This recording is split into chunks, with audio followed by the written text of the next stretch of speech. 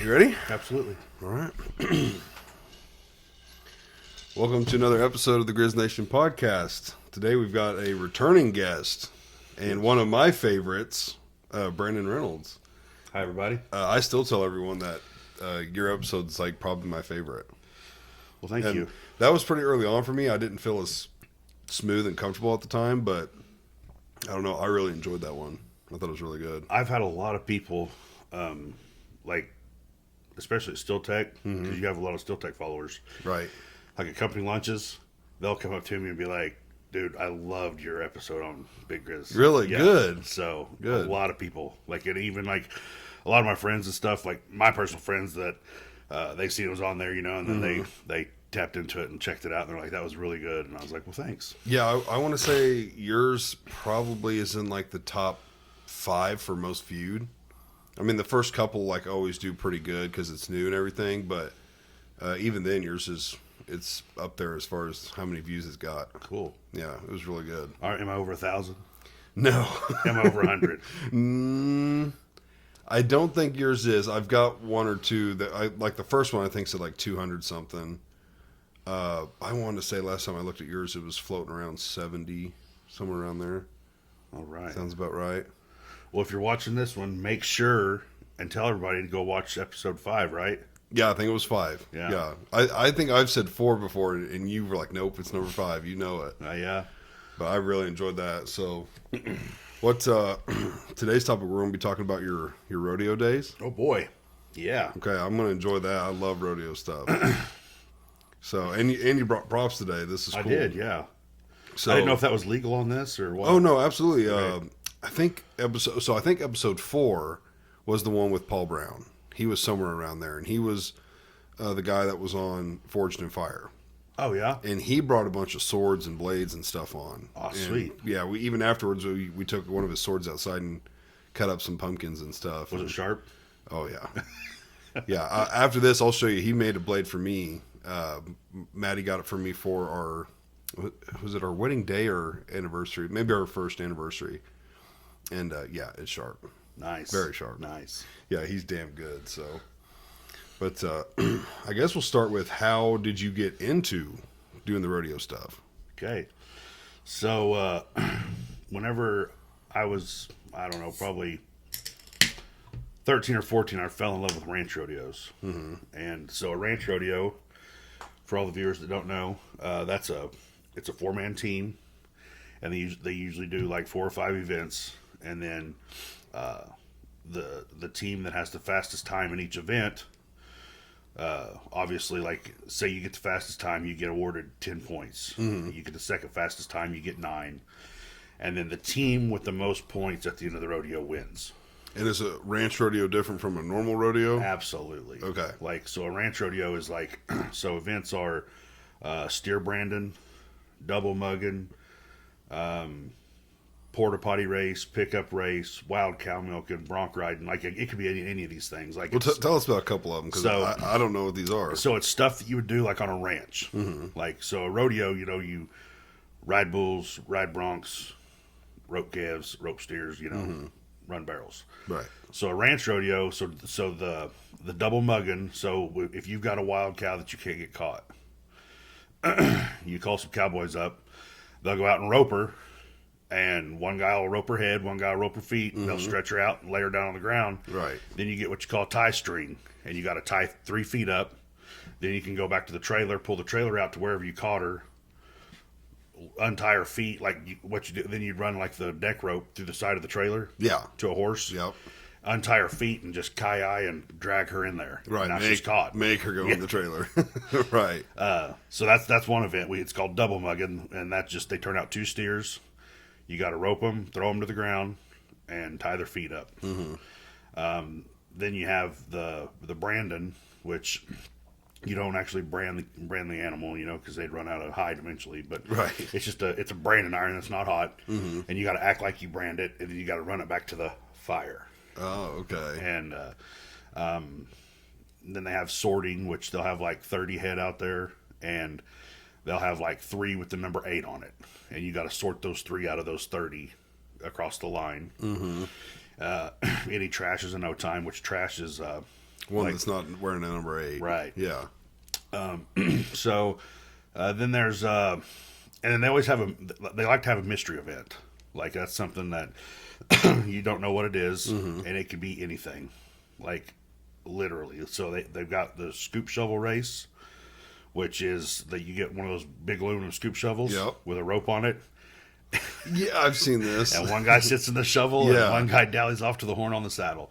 You know, and so obviously there's 4-man team. 2 guys are in the shovel and 2 guys are on horse. You got to run down the arena, go around the barrel. Wait, 2 guys on a single horse? Well, no. Like you take turns. It's like a, Oh, it's like okay. a relay. I was like, how'd the 2 guys in the shovel going to work? No, it's a relay. Okay. Yeah. Then they have. I've seen a porta potty race. How does that work? The same thing. You get in a porta potty, and the rope's tied to the bottom of the porta potty. Yeah, and they just got to drag it. Yeah, and just hope it don't fall, you know, or be used. Well, yeah, I was going to say, or not full. Then they've got the pickup race, which that's a pretty cool one. So the pickup race is you got 2 guys are on horses, and then 2 guys stand on a barrel at the other end, and you run down and you circle around the barrel, and as you circle around, the guy on the barrel jumps off of the barrel onto your horse. Yeah. Okay. Man. I've seen that. And a lot of horses, like, you know, they don't like that. Like it's Spooks them. yeah. Not so much the barrel, it's just somebody standing on a barrel, and then whenever they go around it, they get this 200-pound man instantly off the back, you know, on the back of Right. them, and it freaks them out, dude. And I've seen a lot of wrecks, like a lot of wrecks off that. Well, I would imagine those horses are semi-trained for that or used to it or no? Well, they see. Okay, so the pickup race is not really something you do on a ranch. You know what I Right. mean? I mean, I guess you could, you know, if your mom or wife calls for supper or something, you got to get back quick, an emergency or whatever. You might throw your buddy on the back of your horse and go Right. back to the house. But that's the only thing I can think of. But, So I don't see that every day, of yeah, course. no, that's a rare occasion, you know. But, and you know, a lot of people, you know, whenever they're on the back, they'll kick them in the flank and make them buck. Right. You know, which I'm guilty. I've done that a time or two, just to add a little excitement to it. Yeah. You know, but then they got wild cow milking sometimes, which is exactly what it is. I mean, it's not a Holstein or a Jersey that you milk every day. It's like a beef cow. Beef cow that's generally mean. Right. Because they're not even used to being handled like dairy cows are. Right. And I mean, like they're not very nice. And And it's just about who can get the most milk. it's who can do it the fastest. The fastest. Okay. Yeah, all you gotta do is have enough to where when you pour the cup out, if a drop falls out in your hand, that's enough. Oh, But okay. it's got to pour out. Yeah. Yeah. So, what's another event? I've seen. Well, they've got bronc riding, which you know But they have that at a normal rodeo, they right? do. They do. Yeah.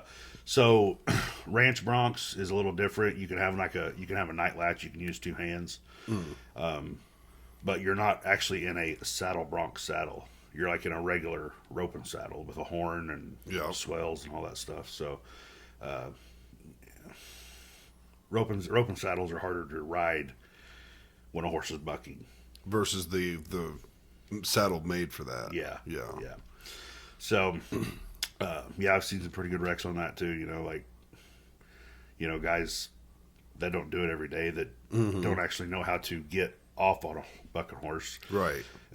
Dude, they'll get launched or rolled on, or I mean, it's just something. It seems like it's always something. But Well, I can't remember. Did you grow up on a farm? Like, did you grow up around that? yeah, I've always lived on a farm. I've always worked at, like, a livestock auction with cattle and stuff. And, I actually a buddy of mine, Cody Howe. I worked with him at the Exeter Sale Barn, and gosh, this was back in like the '90s, later '90s. And anyway, he's the one that came up to me and he's like, "Hey, you want to be on a ranch rodeo team?" And I said, "Well, what's a ranch rodeo?" So I mean, this is how I even Right. started on. I said, "Sure, why not?" And I can't remember now. I think it seemed like it was $25 or $30 to get in it. And I'm like, man, that's cheap entertainment, And And you're like early teenage years. yeah, oh yeah. So I was like, heck yeah, I'll do that. And went and bought me a horse. And I've always been a bigger guy anyway and strong, so I was always the grunt man. So usually, most of the time, everybody else, I was always the last man to throw my loop. Because I want them to, our team, they wanted to catch and they wanted me on the head. So, but anyway, so I did the ranch rodeo thing for a minute. And then, my sophomore year in high school, I started doing, high school rodeos. I wanted to start team roping. And that's also when I started shoot dogging, because they have that there too. And I was good at throwing steers on the ground, but they had a rope tied to him, you know what I mean? So Right. I was like, I want to try that. And had a few guys there that was kind of coaching me along, and some bulldoggers and stuff that I knew. And so I started shoot dogging and team roping it at MJRC rodeos. And that was my sophomore, junior, and senior year, I guess. So I started the team roping thing. Never really was good at it, I mean, As far as roping, yeah, I mean, I could catch every once in a while and get lucky, but there's so much that goes into it, and what do you mean by high school rodeos? Like, these were things put on by your high school? no, only high schools. Oh, you couldn't be over 18 Oh, okay. to be able to compete. You can't be over 18. You have to still be in high school. Oh, okay. Yeah. So I made it to. I made it to finals all 3 years for shoot dogging, and I made it to final. And when I say made it to finals, you had to qualify to get to finals, and I only qualified once to go to finals for roping. But yeah, so I mean, And even then, was that an individual thing on the roping or the team thing? Is that like the team qualifies? Yeah. Yeah. You and your partner would Okay. have to qualify, Yeah. which, basically, I would say there's probably 20 or 30 rodeos throughout the summer on a high school circuit. So I mean, if you went and caught to half of them, you could go. You wouldn't have to necessarily win it. You just have to maybe get a time. Yeah. So, but yeah, that's whenever my and then my rodeo career kind of kicked off. Was in high school, and so I got out of high school, and I was still doing the ranch rodeo thing quite a bit. And then everybody that was on my team kind of got older and married and went their separate way, Yeah.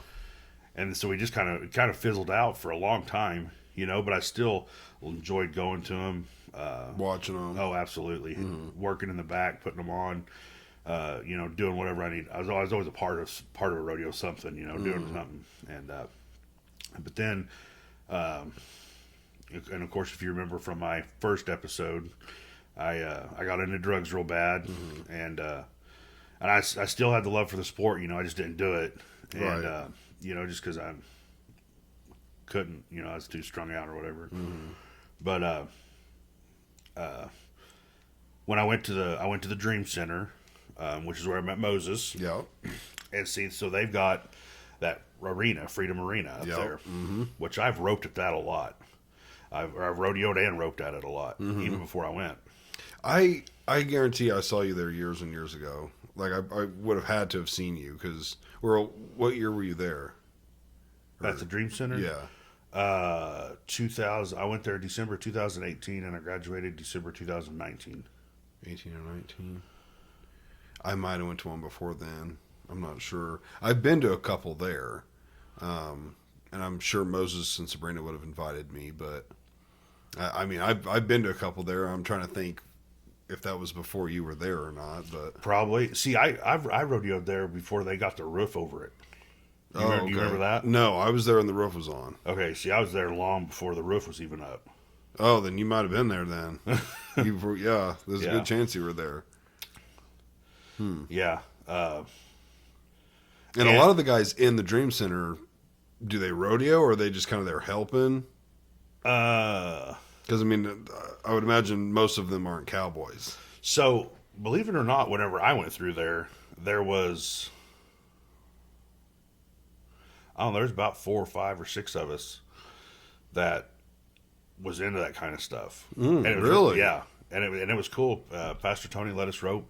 We'd pay an entry fee just like everybody else, and we would compete in the big ropings, you know, like the number 8 ropings and stuff. That's the number 8. That's how good you are. Oh, okay. Which we definitely did not have a card.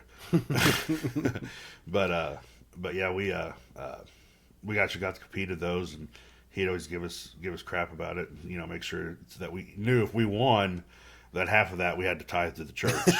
Right, not 10%, but half. Half of Right. It was 50% of that. So we never won anything. We never won. There's you know, and that's so like even when that was going on, you know, people like Carson Kofelt and Clay Clayman, Jack Frost, Jack Foster and Laramie Foster, which is father's son. You know, all those guys was roping there whenever I went through, and you know, and I was watching the Cowboy Channel the other day and actually got to watch Clay Clayman and What are the names you just said? yeah, Foster? yeah, no,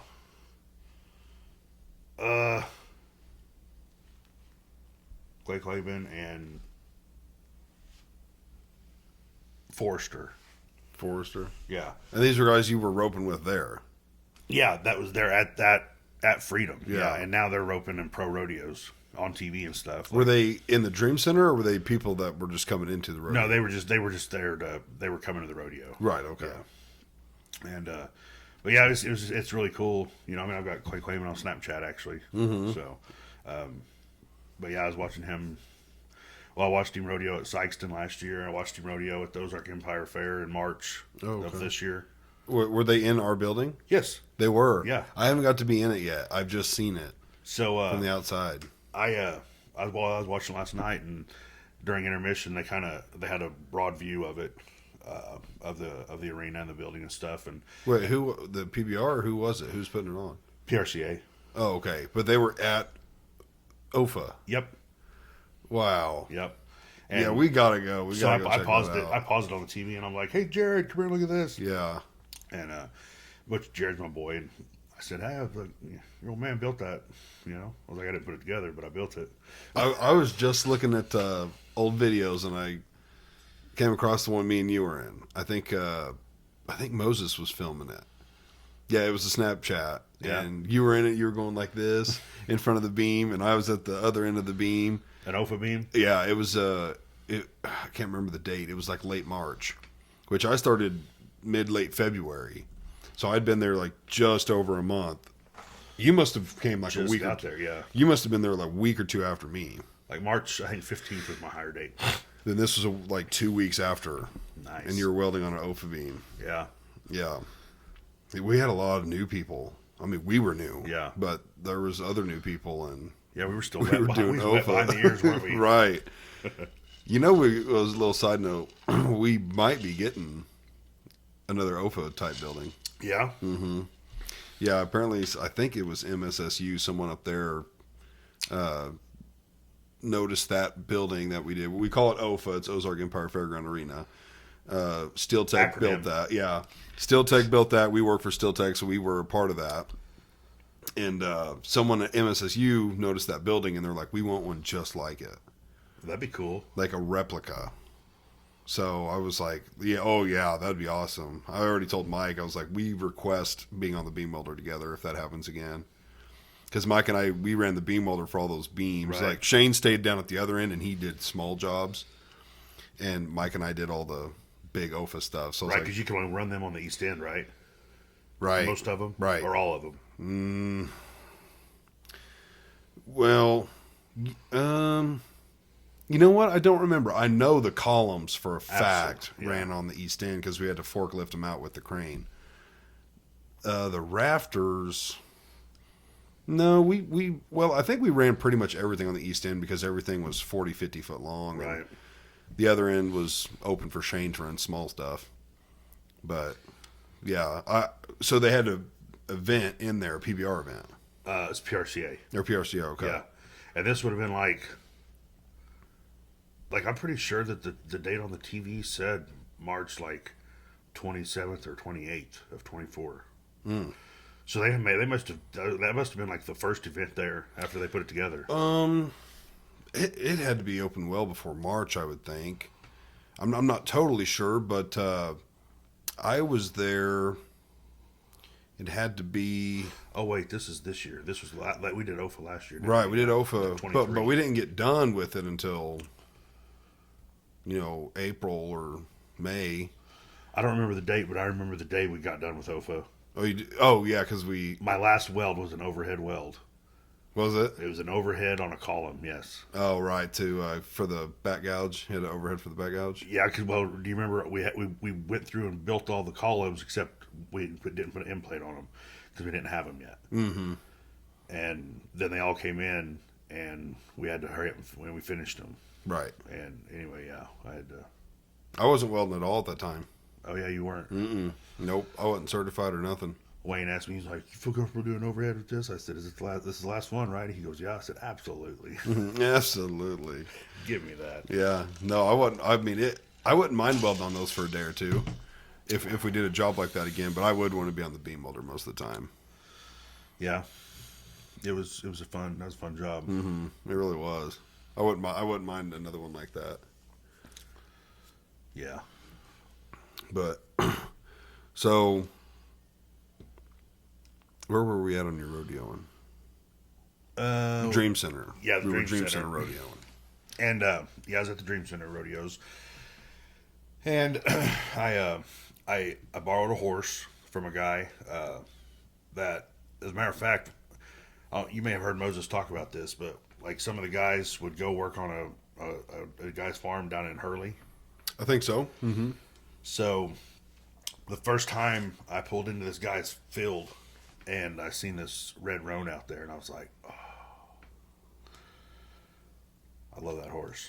And he was huge, Yeah. and he's big, and I was like, "Hey, Billy," I said, "Is that horse Hancock bred?" And he goes, "Yeah, he's got a little bit of Hancock in him." What's that mean? That's just Hancock is it's a cowboy horse. It's how they're bred, and most blue roans but most roans period have Hancock in them. So I mean, it's like, and they're known for buckers, kind of ill-natured, not really ill-natured, just kind of set in their ways and stubborn. Yeah. And they retaliate sometimes. But anyway, this horse, like, he was super good. Like I me and him, we got it off. We hit it off super good. Mm-hmm.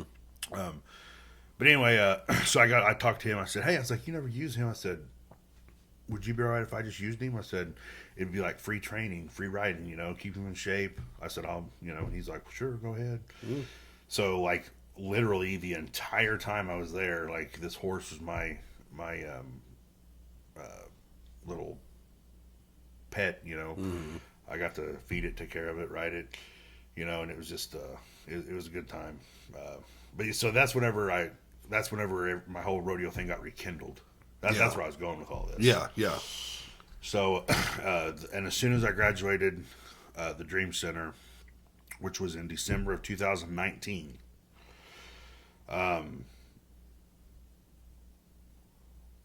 right? No, 2018. You think it was 18? Crap. I can't remember. No, it was December 18. That's right, because this buckle right here. Yeah, let's take a look at these. Yeah. So, thank God we got proof.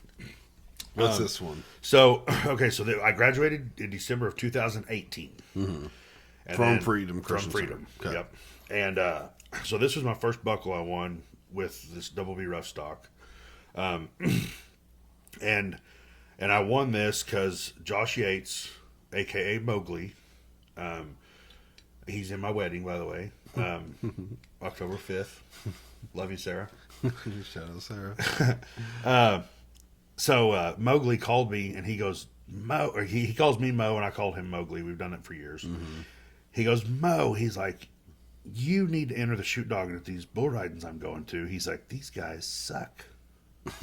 They suck. And you could win all their money, and we could split it. You just got, and that's exactly how he talks too. And I'm like, dude, I said, I've not thrown a steer or anything like that in a long time, you know? And he's like, shut your mouth. And I said, whatever.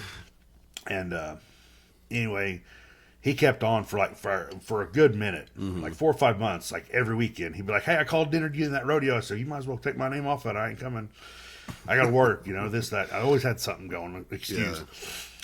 Yeah. And finally, he's like, I'll tell you what, Mo. He said, I'll pay your entry fee.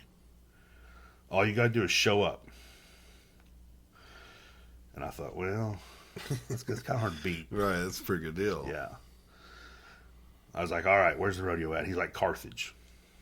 I said, well, that's even close to home, you know? So anyway, so I drove up to Carthage and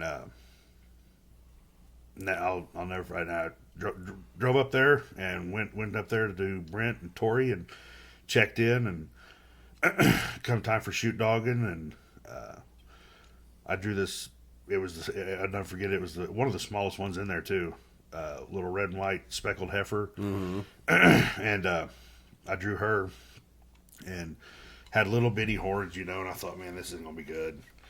But Why is that? just little horns. They're hard to hang on to. Oh, okay. You know, all they got to do is turn their head just a little bit, and if they turn their head left or right, it makes their horns get smaller. Right. So you can slip off of them easier. And and she's little, you know, so she's kind of wiry, and I figured that's what was going to happen. But Right. thank God, like I did, I got a hold of her good enough. She didn't get away, and she was small enough to where like I could literally manhandle her. Right. Like this calf was like 400 pounds maybe, and anyway, dude, I daylighted her. All 4 feet come off the ground, smoked her to the dirt, you know. And Right. I'm like, man, I still got this, you know. Kind of did a pop and collar whenever I got up, and Now, have we explained shoot dogging?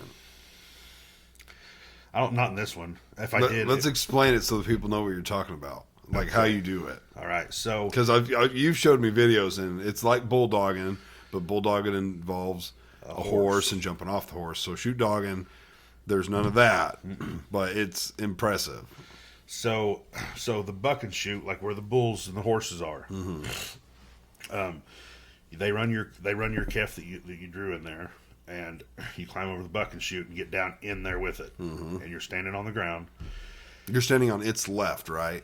Yes, the cow's left side. Yeah. And you can have your left hand can be on its left horn, and you can either reach behind its shoulder and grab its skin with your right hand, excuse me, or you can put your hand underneath its neck. Either way, so you know you got a hold of it like this or like this. Yeah. And most of the buck and shoots are 10 foot or 8 foot. I mean, sorry, they're 8 foot. So you swing the gate out 8 foot and you put a rope there, and that rope that's when you cross that, your time starts. Yep. And then when all 4 feet face the same direction, your time stops. But you can't move your free hand, which is your right hand. You can't move it until any part of the steer crosses that line that was out there. So you 8 can't foot. start the turn until you hit that rope. Yeah. Yeah. Yeah, you can't reach up and grab a hold of it. You can't. I mean, if the steer like turns around and is backing up, if his tail crosses it, then you could throw it. Right. I mean, it's backwards, but Yeah. you know, I've seen it happen. It has happened. Absolutely, Yeah. absolutely.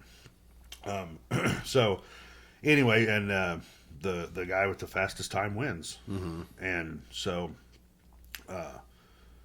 yeah, so I threw this little heifer, you know, and I wasn't sanctioned in the double B.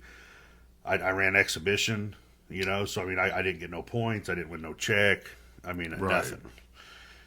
Just for fun. Just for basically. fun, yeah. And the stock contractor, he come up to me, he said, Mr. Reynolds, he said, you do that steer pretty good. He said, you've done that before? And I said, well, maybe a time or two. He said, what would it take for you to start coming to these rodeos? And I said, Josh Yates has been trying to get me to come to him, you know. And I said, you guys are getting ready for finals. And he said, I'll tell you what. He said, I'll guarantee you a spot in finals if you'll come to every rodeo from here on out the rest of this year. I said, bet. Damn, straight up. Yeah. So I was truly, truly blessed in that area, you know, because like I didn't deserve it because all these other guys have been coming to rodeos all year long, you know. But you were just simply very skilled and talented at it. Yes, yes, I knew the concept of it, you know. And like I said, I'd done shoot dogging in MJ rodeos, and we've done pretty well at that in Yeah. those. Like I said, I made the finals for 3 years, and Plus, now I know you've said it's a lot of technique, yeah. but you are a bigger, stronger guy. Does that help? Even if you have great technique, is it beneficial to be bigger and stronger with good technique? Oh, absolutely. Yeah. It just makes you faster. Yeah. I mean, a lot of the other guys, are they built like you, or are they more like a typical bull riding cowboy? Well, I hope no one see this. Some of them are a little soft. You know what I mean? They're not solid. Right. They're bigger guys. But they're soft. I mean know, that. Yeah, I know what you're saying. Okay. Yeah. But there's one dude. I mean, dude, I think he could bench press a house. Like he's all there. Yeah. And he's not soft. no. And me and him actually, me and him was going back and forth all year Yeah. in 2020. And as a matter of fact, he didn't show up. And it made me doing even better in 2020. So I won this buckle. I'll get to him in a minute. So this was 2019, right here. Yeah, I'm gonna hold it up to the camera. All right. I'm gonna take a look at this bad boy. That was 2019. Double B, rough stock. What's Double B? This is the. That's just the name of it's. Double B is like the brand. His brand. Yeah. It's his ranch brand. Yeah, that's his road. Third place shoot dog, Brandon Reynolds. Yeah. I don't know if that light's too shiny, but. So I Real won quick, that. real quick. How the hell do these work with a belt? I've never worn a belt buckle, and I'm not a cowboy. So that was self-explanatory, right? Yeah, I see that. Yeah, you just got to undo that. Do all belts do that? All good ones do. All good ones do. Okay.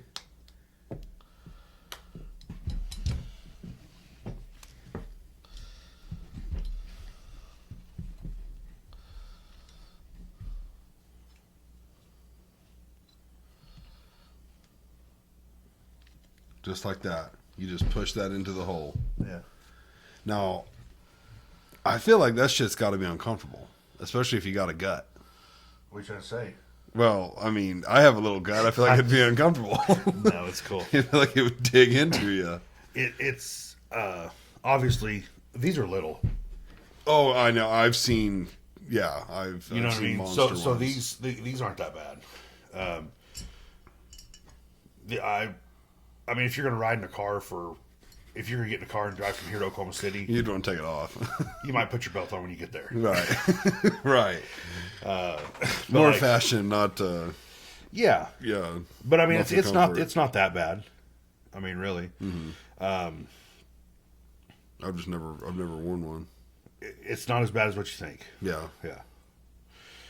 But yeah, so and then yeah, so this is the only one I guess it's got that deal on. Oh, it. it's got this. Yeah. Okay. That's kind of a fancy. Yeah, it's a little. It's an upgrade. Yeah. Myself, I don't like it. You don't. You'd rather whatever this style is here. Yeah. Yeah. Yeah. Yeah. I'd rather have these right here, but Yeah. So this is the one you won because that guy didn't show up. He kind of made it easier for you to get it. no. No. So this one, like, so whenever I threw that steer, I don't know, I was like 3.5 second run, maybe 4. And like everybody else, if they got a time, they were like 9 or longer.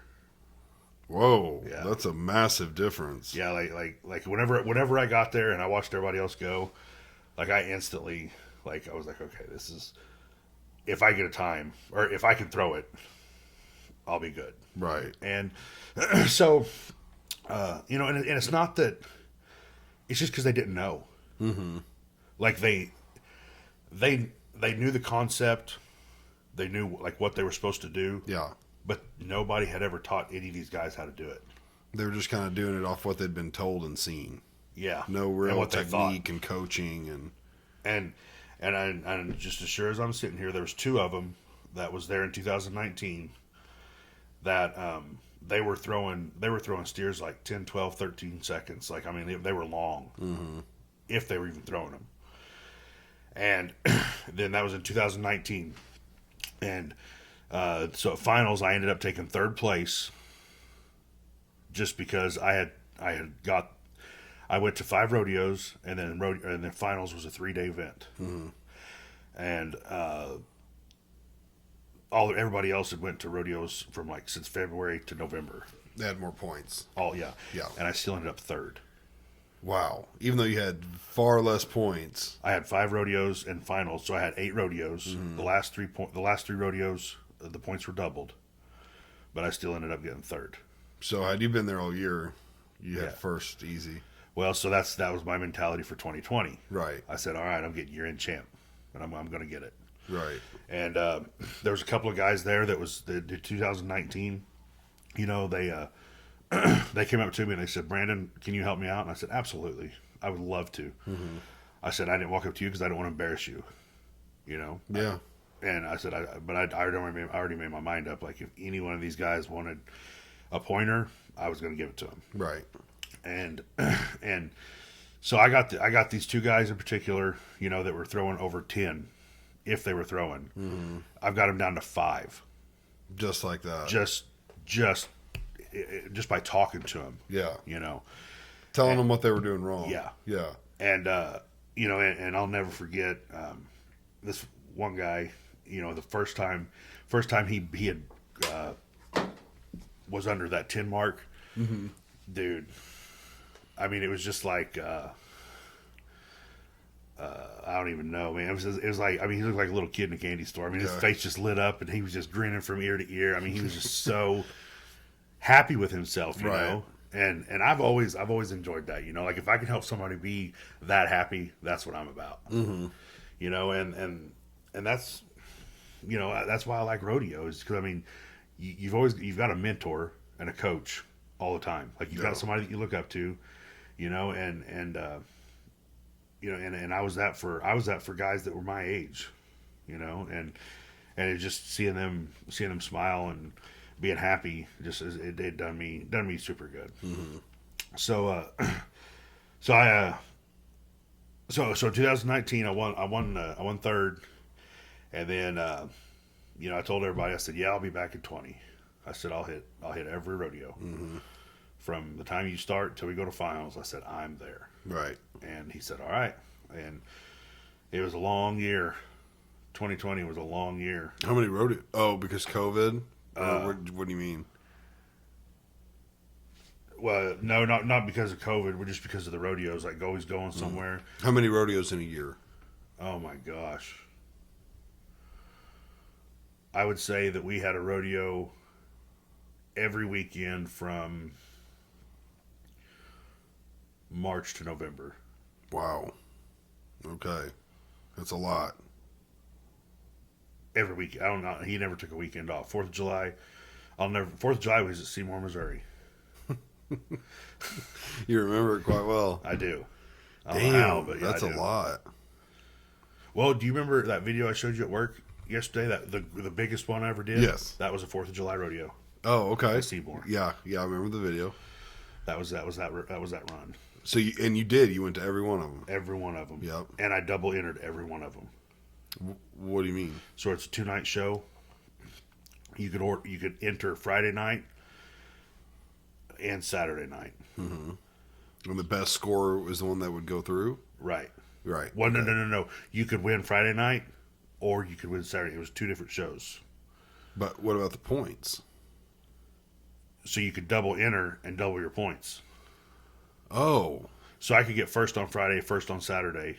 and get a 20 score. Yeah. And all the cash. Oh, wow. So really, if you were just showing up every time, even a mediocre rider or bulldogger could do better than the guy taking first every single day. Because, like, if you got 3rd both nights, you'd get 16. If you showed up and got first place one night, you'd only get 10. Right. Right. So yeah, Wow. so I was double entered. You know what I mean? Just because I was like, I'm gonna do this. I want to get the points. Yeah. Yeah. And that got pretty crazy. And I talked to Brent, and I said, because I'm working at the ranch, full time job, What was it called? Jackie Moore Ranch. Yeah. Yeah. And and I'm like, hey man, I really want to do this, and I'm about it, but is there any way that I could double enter on Saturday night only? So I'll throw 2 steers. My first one will go for Friday night's perf, and my second one will go to Saturday night's perf. That way you're not going up there Friday and Saturday. Right. Right. Because like literally, like we were like, from here to your county, from the end of your driveway, it's how far away we were from Iowa one night. So it's not like they're all in, within an hour drive. There's some traveling as well. A lot. Yeah. A lot. And probably not making that great of money, even taking first place. Yeah, I mean, you're not getting rich. Making some gas money and maybe a little bit for your time. Yeah. Yeah. But I went, I was going for hardware is what Right. that's what I really wanted. But, and then helping those guys out also was worth a lot to me. Yeah. So anyway, so we're doing a lot of traveling, and this guy, at the first rodeo, we're all out there doing the grand entry, and announcing everybody, and there's like 70 some contestants, and I went and paid my entry fees, and I was like, how many shoot doggers we got tonight? And they're like, we got 15 or something like that, and I was like, oh, good, that's the more guys we have, the more money I make. Oh, the more entry fees. Yeah. Yeah. 'Cause you get a percentage of it. You're just like, oh, good, I'm going to get first anyways. Yeah. And then I hear about this guy, Jeremiah Emerson, and he never met him a day of my life, and he gave me a run for my money for a minute, but once I took off, I just kept going, Right. But yeah, as a matter of fact, I got to give him credit. He's got the arena record, the double B arena record, for the fastest steer ever thrown. Yeah. And I tried like hell to beat him, and I couldn't quite get it done. How fast was it? 1.03 is what he got. That's insane. 1.03, and fastest I ever got was 1.06. That's insane. That is so fast. I know, it was pretty cool. And some guys were taking 10 seconds to do it. Yeah. Yeah. But a lot of that too is the luck of the draw. You know what I mean? Like, so, and that was one reason why. And the judges, they every time I'd run, it didn't matter. Every time I'd get up, they'd just be smiling. They're like, Brandon, I don't know how you do it, boy, but you cut it awful close again. And because what they're referring to is crossing that line. Oh, you had it down to where as soon as you hit that line, if you go early, it's a no time. right? And that was, and that goes back to I really don't know what it goes back to. Maybe my roping, because if you got a set of steers that you rope all the time, each steer does something of its own. Like, Yeah. it may run with its nose up, or its head tilted to the right, or it may run hard, may run slow. Don't really hop that good, I mean, it's something. And there was, I don't know, he probably had 10 or 12 steers maybe, and it took me about 4 weeks to get them all memorized. I mean, I would watch them, and watch how they would leave. Yeah. And so, like, whenever my steer would come in, so I know this one's going to run super hard. He's going to be real chargy. So it may only take me 2 steps. So I'm going to step 1, 2, whap.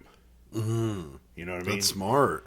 And some of them would walk kind of slow, or some of them would some of them you have to pull, you'd have to pull out, or have somebody twist their tail. Because they wouldn't want to leave the chute. Yeah, yeah. Oh yeah, they get smart. Yeah, because they know what's going to happen. I mean, if I get my neck twisted about the third time, I'll be like, get bit. You know what I mean? I'm I'm gonna not stay going out right there. here. Right. But yeah, so yeah, so I mean, I had them all memorized, you know, and that's what I would do is, I mean, because and if one, and like we were talking like just yesterday at work about bull riding, about them being predictable. Yeah. Yep. You know, if I'd have knew in my mind, okay, I'm going to take 2 steps and throw it. If that steer would have, I don't know, seen a bug or seen a shadow or stumbled coming out to shoot, like I would have had a no time Right. because I'd have went too early. Because if he'd have stumbled coming out to shoot, that would have caused me to take an extra half a step or something. Yeah. For instance, Did you obviously have had a no time before? a couple, yeah. And from instances like that, where the steer did something you weren't expecting? Yeah, and anger. Brent had this black and white steer. As a matter of fact, I won this buckle off of him. You want this one on him? I won this one on this steer. Dude, he was mean. Like, whenever you would climb over the chute, he would kick at you. When you got down in the chute, he would try to hit you with his horns. He would bite you. He's just madder than hell. Yeah, he was not friendly at all. Now, what got you this one? You won a specific rodeo? Yeah, that was at Tipton. Okay. I won that buckle at Tipton, Missouri. Because, yeah, this says you were the champion there. Okay.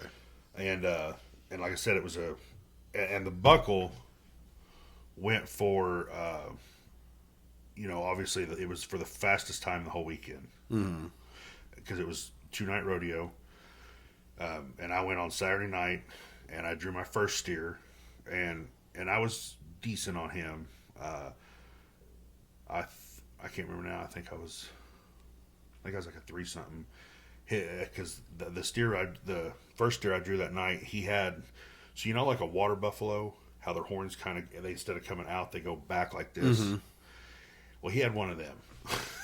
Real hard to hold on to. Yeah, and like, well, it's not really hard to hang on to unless, like, because its horns are coming like straight back like this. Yeah. So as long as you're up tight, I mean, you're locked in. You know what I'm saying? Yeah. But if that thing ever got just a little bit of distance ahead of you and turned his head, I mean, or turned his nose up, I mean, he could just get away. I mean, he was really good at it too. Yeah. So that was my first steer, but then my second one was this black and white one, and I thought, oh no, you know. and anyway, dude, I've got the video. I think I've showed you the video of that one actually. He's whenever I open the gate, dude, he rears up and like I'm completely off the ground. Like I'm In the chute. No, like we're coming out. Oh, you are coming out. Like we're like as soon as I called for the gate, like he rears up, and I've got a hold of him, and my feet are off the ground. And his first time, and so like he lunges up, and when he comes down, we're like from me to you from the rope. Yeah. And I'm like, okay. And in my mind, I'm like, if he lunges again, crap, what am I going to do? Because you're going to be in the air. You're right. I'm going to be over the line. My time's going to start, please. My time's going to start, and I want to be in the air. Right. I'm like, crap, what am I going to do? So I like took this horn and I just kind of pushed it down, and as soon as we hit, he tried to run. And as soon as he started running, like he was perpendicular with the rope, if that makes sense. Yep. Mm-hmm. So like as soon as, and I mean, whop! I mean, it was just right there, and all 4 feet come off the ground, and whenever he hit, he would like I knocked the air out of him. Right. And I was just like, yeah, Got him. yeah. But yeah, so that's whenever I won that buckle. What was your time on that? Do you remember? I think it was like a 2-2. And that was good enough to take first. That was good enough to take first and get the buckle. Yeah, 2-2. And then we got, what's this buckle? This one. Yep. So this is the one I wear quite a bit. I'm pretty proud of that one. I'll even let you read that. I guess I don't want to skip forward too ahead because we're still in there. You're going to finals. Oh, this is that story. Okay, let's not jump to it just yet. Let's not jump to it. I'm jumping ahead. Okay, so where was I at? You are. I just won this one.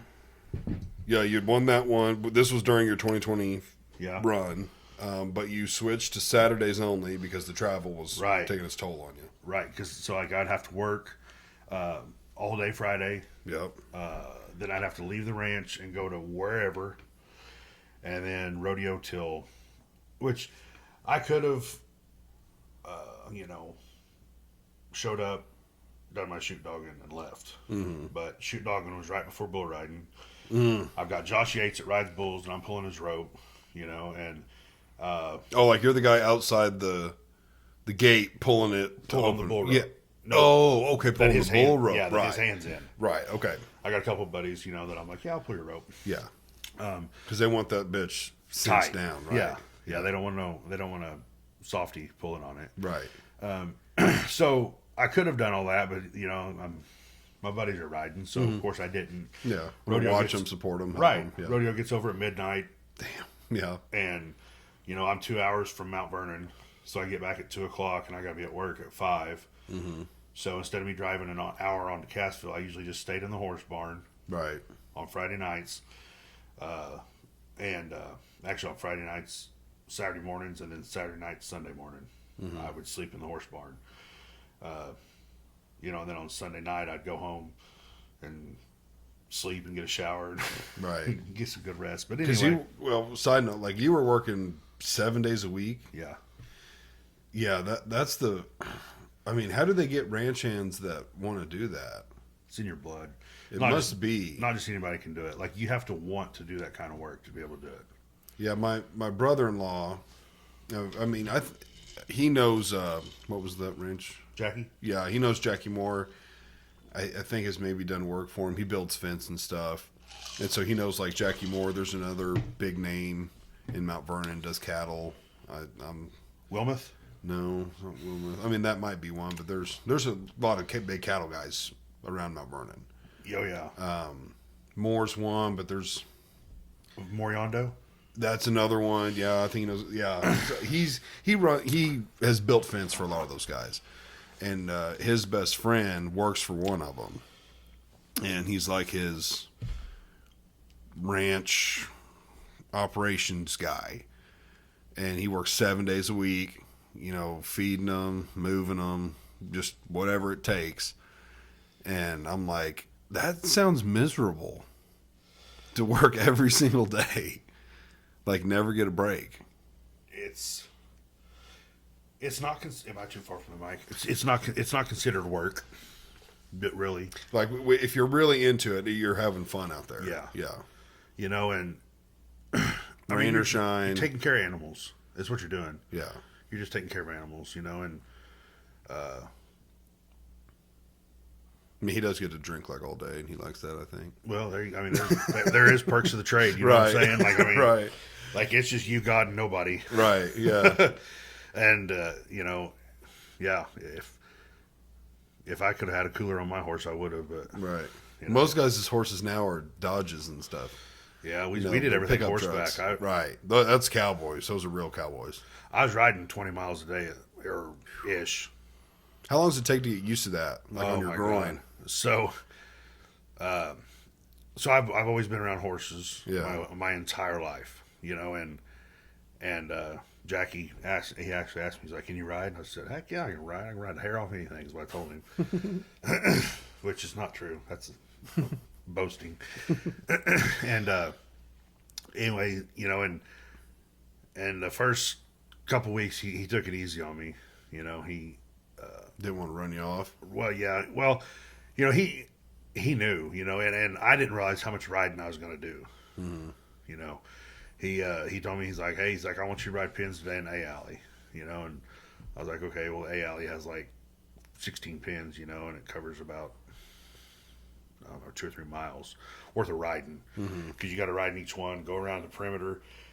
While you're in there, you're checking the fences, see if any wires are broke, because so the way Jackie's set up, you know, it's really cool. I mean, it's business, you know, and he's got roads going down through his places, and he's got pins divided up. You know, they're not all the same size, Right. But you know, he may have steers in this pen that weigh 200 or 250, and he may have heifers here that weigh 450. You know, so like, and after a while. And maybe that's why, like, it was so easy for me to memorize, like, those steers, what they would do, you know, because I've done that my whole life. Yeah. Like I know how a cow acts. When you get them up to work them, you got to tell your buddies, hey, watch that one because She's crazy. Yeah. So, like while you're riding, like whenever I'd go in a pen, I'd be like, okay, this pen's all steers. So if I seen a heifer, I automatically knew there was something wrong. She shouldn't be in here. Right. Yeah. So where'd she come from? You know what I mean? Then like while you're riding, you're checking for fence down, sick ones. Everything had an ear tag. So I would write down the ear tag number, what it was, and then I would push all the cattle to the bunk. And then there'd be a guy in a feed truck up at the road at the bunk, blowing the horn. And when them kids are fresh, it takes a little bit because they don't know what that siren means. Right, they gotta get They're used like, to everything. they're like, what's that guy doing over there in that white truck blowing that siren like a retard? Right. You got to make, and then once they get up to the bunk, they see the feed there. It takes a week or two, but Yeah. Then they start to learn like, oh, when he's here, we get fed. exactly, and then they get on a time thing. Like then they'll start being at the bunk either when they hear the horn and you're not even on their road yet, or they know that it's getting close to feeding time. They'll go up there. They'll be like, all right, where you at? Right. Which that's pretty nice because then you can just long trot around the field and check the fences and go out the other side. Each field had a gate coming in and a gate coming out. So you go in this side, right around Did you have to get off your horse every time, open the gate, close it? Absolutely not. You train him to side pass up to us. So you don't have to.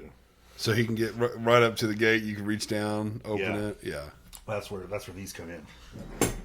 Okay, your stirrups or Spurs. So, so horses, most of them, it depends on how they're trained, but most of them go away from pressure. So this one right here, this sits on your right boot. What? Oh, that's your initial. This is legit. Yeah. These are like custom. How do you know this goes on the right? Just the way that shape. Okay, this goes on the outside. Inside. Yeah. So your buckle will always be on the outside of your boot, so you don't rub your buckles together and break them.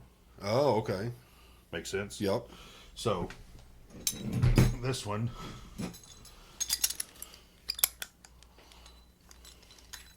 would sit like this on a boot. Yeah. And that one would sit like that on your boot. Right. And another way you can tell is this don't have anything, and this has your design. Oh, I see. Because one, they don't want that getting worn down, or Yeah, well, you never see it if it's on. I mean, you're not going to see it as often. right. That's true. Oh, did you have that put on? Like, did you? No, they were on there. Okay, I didn't know if you like custom. That's pretty cool. I bought these spurs off Josh Kern. Oh, really? Yeah. Yeah. And these, like a lot of people think, golly, those are big old spurs. But really these are these are good for like, especially young horses. Because,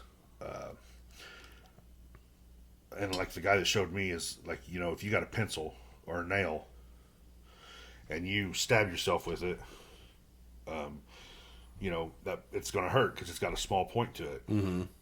So if you take a 1x1, or a dowel rod, it's not going to hurt near as bad. Right. I was just surface area. I was just thinking that the ones I'm normal that I feel like are normal almost look like stars. Have like 5 points. Yes. Yeah. And I was looking at these thinking these seem a little more friendly. Yeah. Because like you said, surface area. These, I mean, the other ones, it's like shit. Those are sharp and pointy.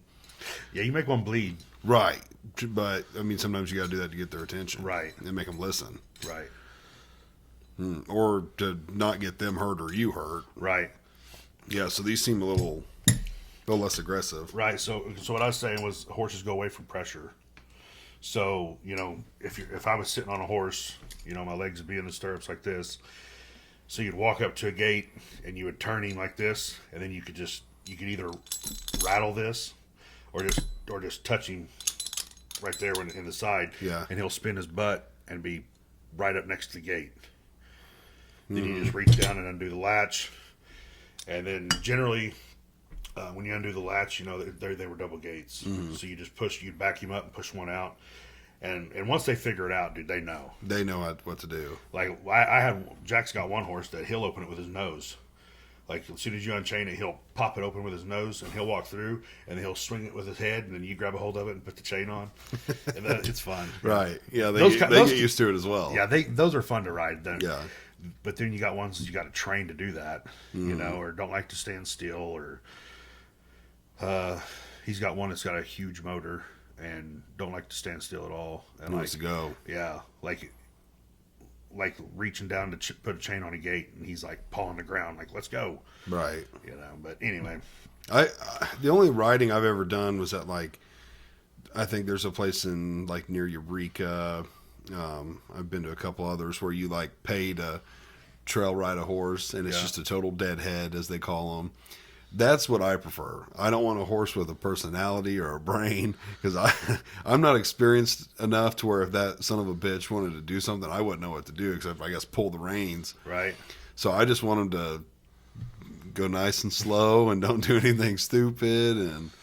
But like my wife, she likes riding, and she has a horse, and she actually sent him some guy in, I think, Carthage, to like, you know, kind of break him. He wasn't broke, but like Moses said, he could hop on him and he wouldn't freak out or do nothing, and he would kind of listen. He didn't exactly know what you wanted him to do because he wasn't broke, but he would let you get on him. So he's like green broke. Yeah, he was like green broke, and you could do enough to where he would start moving kind of in the direction you wanted him to and everything. So Maddie had him, you know, sent him to some guy who kind of broke him, and she was messing with him pretty often. And then I think that was before Parker. And then once she got pregnant with Parker, a little bit of her, mainly I, was like, you're not being around the horse, you know, while you're pregnant. And then we had Stella shortly after, and so it was like she hasn't got to mess with the horse a whole lot. But we don't need a horse, so I find them totally worthless. Right. Like, they don't do nothing for us. But obviously, yeah, if you're a cowboy and you're using them like that, it's a big deal to have a good horse. Oh, absolutely, and they're worth a lot. Right. I mean, a good horse is like a good truck. Yeah. You know, they're. Which do you think a lot of ranches and stuff are getting away from horses? I mean, it seems like today it's ATVs, UTVs, trucks. Like there's less and less cowboys on horseback, and it's more, you know, they got Rangers and Hondas and stuff like that. I think a lot of that is time. What do you mean exactly? They don't have enough time in the day to mess with horses. Yeah, because you got to saddle them. It's slower. You got to train them. Yeah. You got to feed them. You got to house them. All that shit. You don't. I mean, you kind of house your equipment if you can afford it. You know, you build sheds for them and stuff, but you got to fuel them. But all that's much faster, I would think. Oh yeah, I mean, you get on you could go to a barn, hop on a 4-wheeler, start it up, and put it in gear, and just wham. Right. You know, a horse and comfort.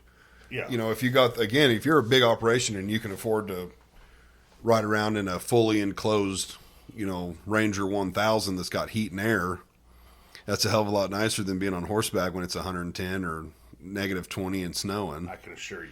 Yeah. So yeah, along with what you just said, so and I rode every day. I rode all the fresh cattle every day, 7 days a week. Fresh cattle meaning new to the feed yard. Okay. You know, they weren't quite broke to the bunk yet. Mm-hmm. You know, they weren't standing there waiting. Right. They didn't know how everything worked yet. Yeah. Yeah. I rode them every day, and there was anywhere from, oh gosh, like 5 to 20 pins of them. Mm-hmm. You know, there was one time, Darren, it was, oh my God, it was bitter cold, and there's no colder place on earth than on a horseback in the middle of a field. Like, I swear to Jesus, there's no windbreak, and I've got long johns, you know, on. I've got chaps. I've got pants. I've got coveralls. I've got 14 coats, 3 shirts, you know, a wild rag, you know, and I'm not wearing a cowboy hat because my hood's up, and I'm you know maybe got like 4 stocking caps on. Like he took a picture of me one day. I had so many clothes on I couldn't move, and all you could see was my eyes. Right. You know, and I've got these big old bulky gloves on, and Yeah, it makes everything harder. it still just froze to death. Yeah. You know, but one day, we was out there, we was feeding, and he went to go make like it was like the last load of feed, and it wasn't a full load of feed, so I knew he wasn't gonna be gone long. And I said, well, I'll go to the next pen, and I said I'll wait on you. And dude, it started freezing rain, and so I just turned my horse, you know, around where I wasn't facing it, Yep. and it hit my back. But anyway, whenever we got done, I rode back to the barn, and I got off my horse, and I had to literally, ice fell off. Like I had ice, I broke ice off my Yeah. coat. Yeah. My chaps, you know, they've got those fringes on them, and dude, they were just froze stiff. And like whenever Yeah. I got off of it, my horse just ice fell everywhere, and I was like, "You gotta be kidding me!" How's the horse faring that? They it really don't bother them that much. I mean, Especially the more they're moving, they're kind of generating heat. yeah, It's like us. If you're running in the cold or working, right. you don't feel as bad. And those horses love it. You know what I mean? Like, I mean, they love their job, and yeah, it really don't bother them that much. What about the heat? So the heat, that's a pretty big issue, you know, and Far harder on them than the cold. absolutely, Yeah. absolutely. Like they'll work so hard they'll they'll just kill themselves, Right. you know, and so Jackie's wife, she had this little horse named Spanky, little bitty thing. Like I felt sorry for him for me riding him. Right. I mean, he was tiny, Right. and you know, and I've got a 16-inch seat on my saddle, you know, and so I've got a bigger saddle anyway, and like the back of the skirt of the saddle, like was halfway on his rump, and like the front of it was like up on his withers, you know, like he was super short. Why would they put you on that horse? Just because, well, I worked there 6 months and I never seen anybody get on him. And Right. I asked Jackie, I said, hey, what are we doing with all the rest of these horses? You know, he's got like 10 head of horses, and I was only riding 3 of them. Like I had a 3-head rotation, and you know, so like I'd ride one for like a day or two, and then I'd give him, then I'd ride another one for a day or two, and then I'd ride another one for, you know, and then I had so I had rotations. So, Literally giving them breaks, like Yeah. to rest. yeah, Okay. and you know, in the summertime they'll get saddle sores. They'll get galded. It's called gald. Same thing, which a Like- gald Yeah. from the girt, like right behind their shoulders, especially from rubbing, Yeah. or up on their withers, which that's where their neck and their shoulders meet. Okay. Yep. That's called a wither. They'll get one there. But yeah, you ride one every day, like they'll eventually get a sore spot there, and a sore spot, they don't like that. It hurts them, so they're not going to work good. They're liable to buck or throw you off, or Because they're uncomfortable Yeah. or hurting. yeah. Yeah. So you try to avoid that. But anyway, so Spanky,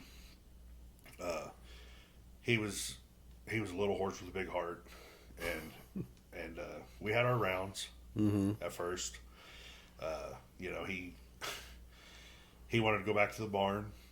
Like the very first day I rode him, you know, we didn't make it. I bet we was out there an hour. Yeah. I'm tired of this, Grandpa. Yeah, he's like I'm ready to go back to my buddies, and we had a little attitude adjustment, and you know, whenever he knew that we had work to do, Yeah. you know, and after that he was fine.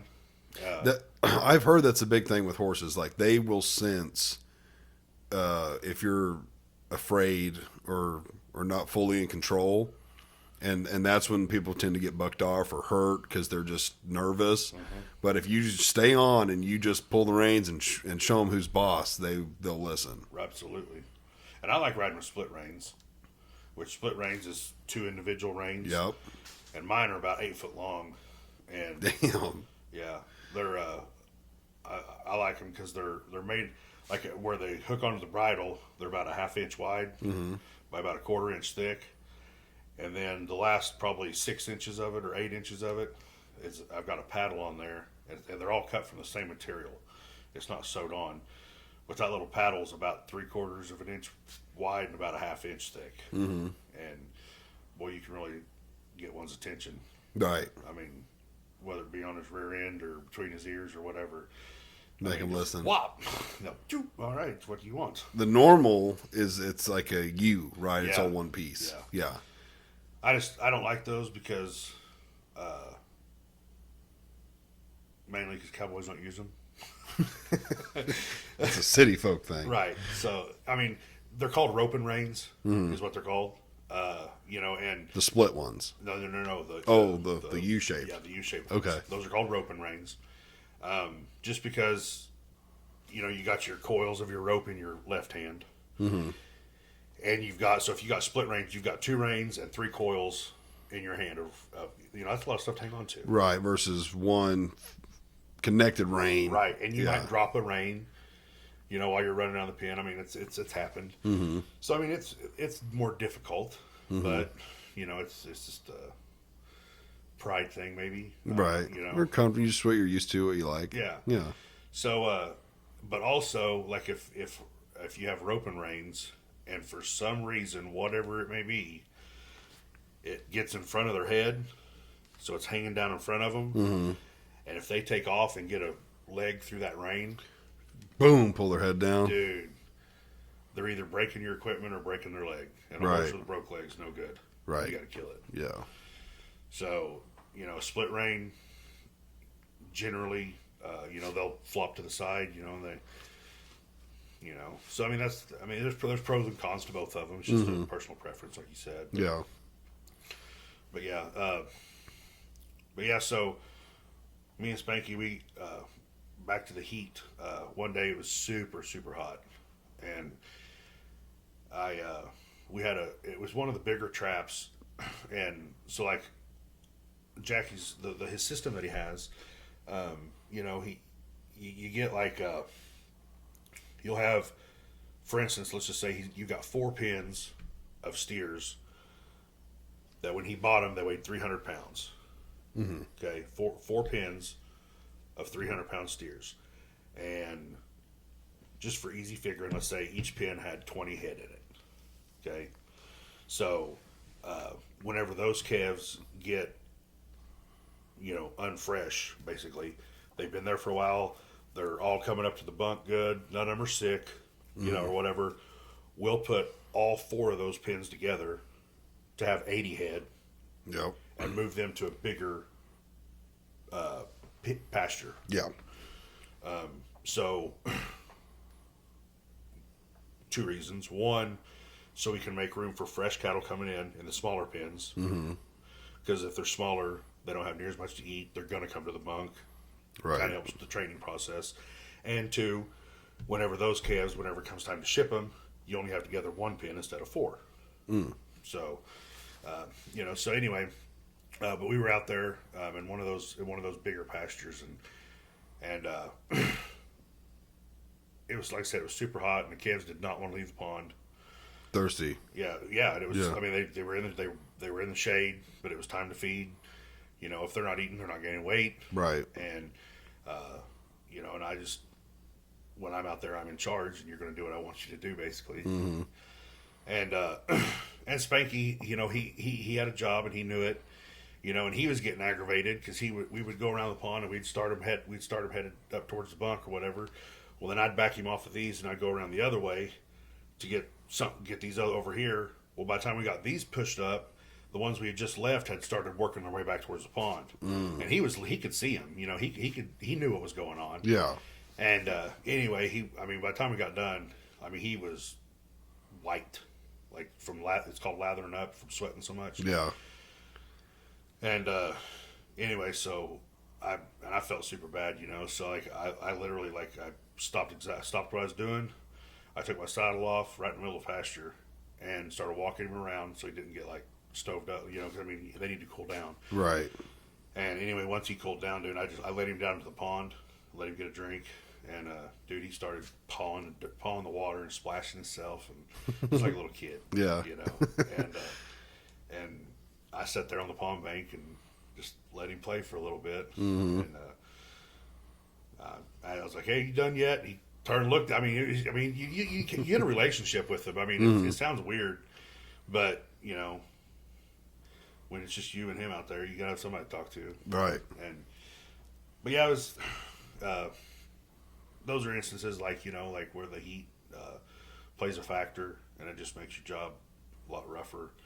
And you're just you out there. Mm-hmm. And See, I kind of thought it was like you and a handful of other cowboys.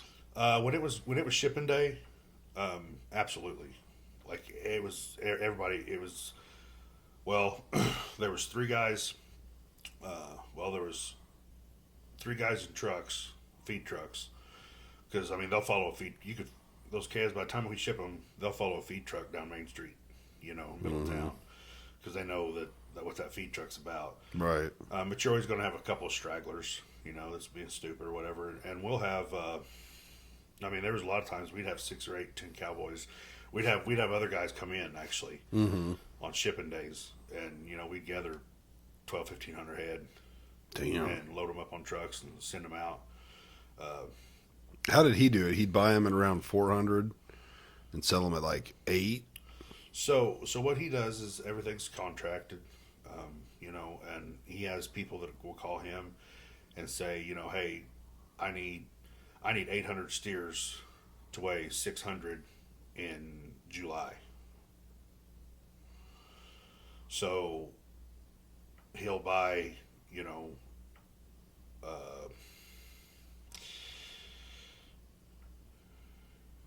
buy 800 head of steers weighing like 400 in March.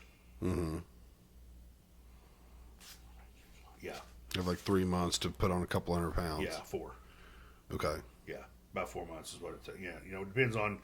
I can't. It's been a while. Yeah, it's been a while since I worked there, but it seems like that and obviously depending on the genetics of where they came from, the farm, like where the people sold them, and that's what was really cool, because you could definitely tell the people had good genetics, because their calves were put on, like 3 pound a day, or something like that. Yeah.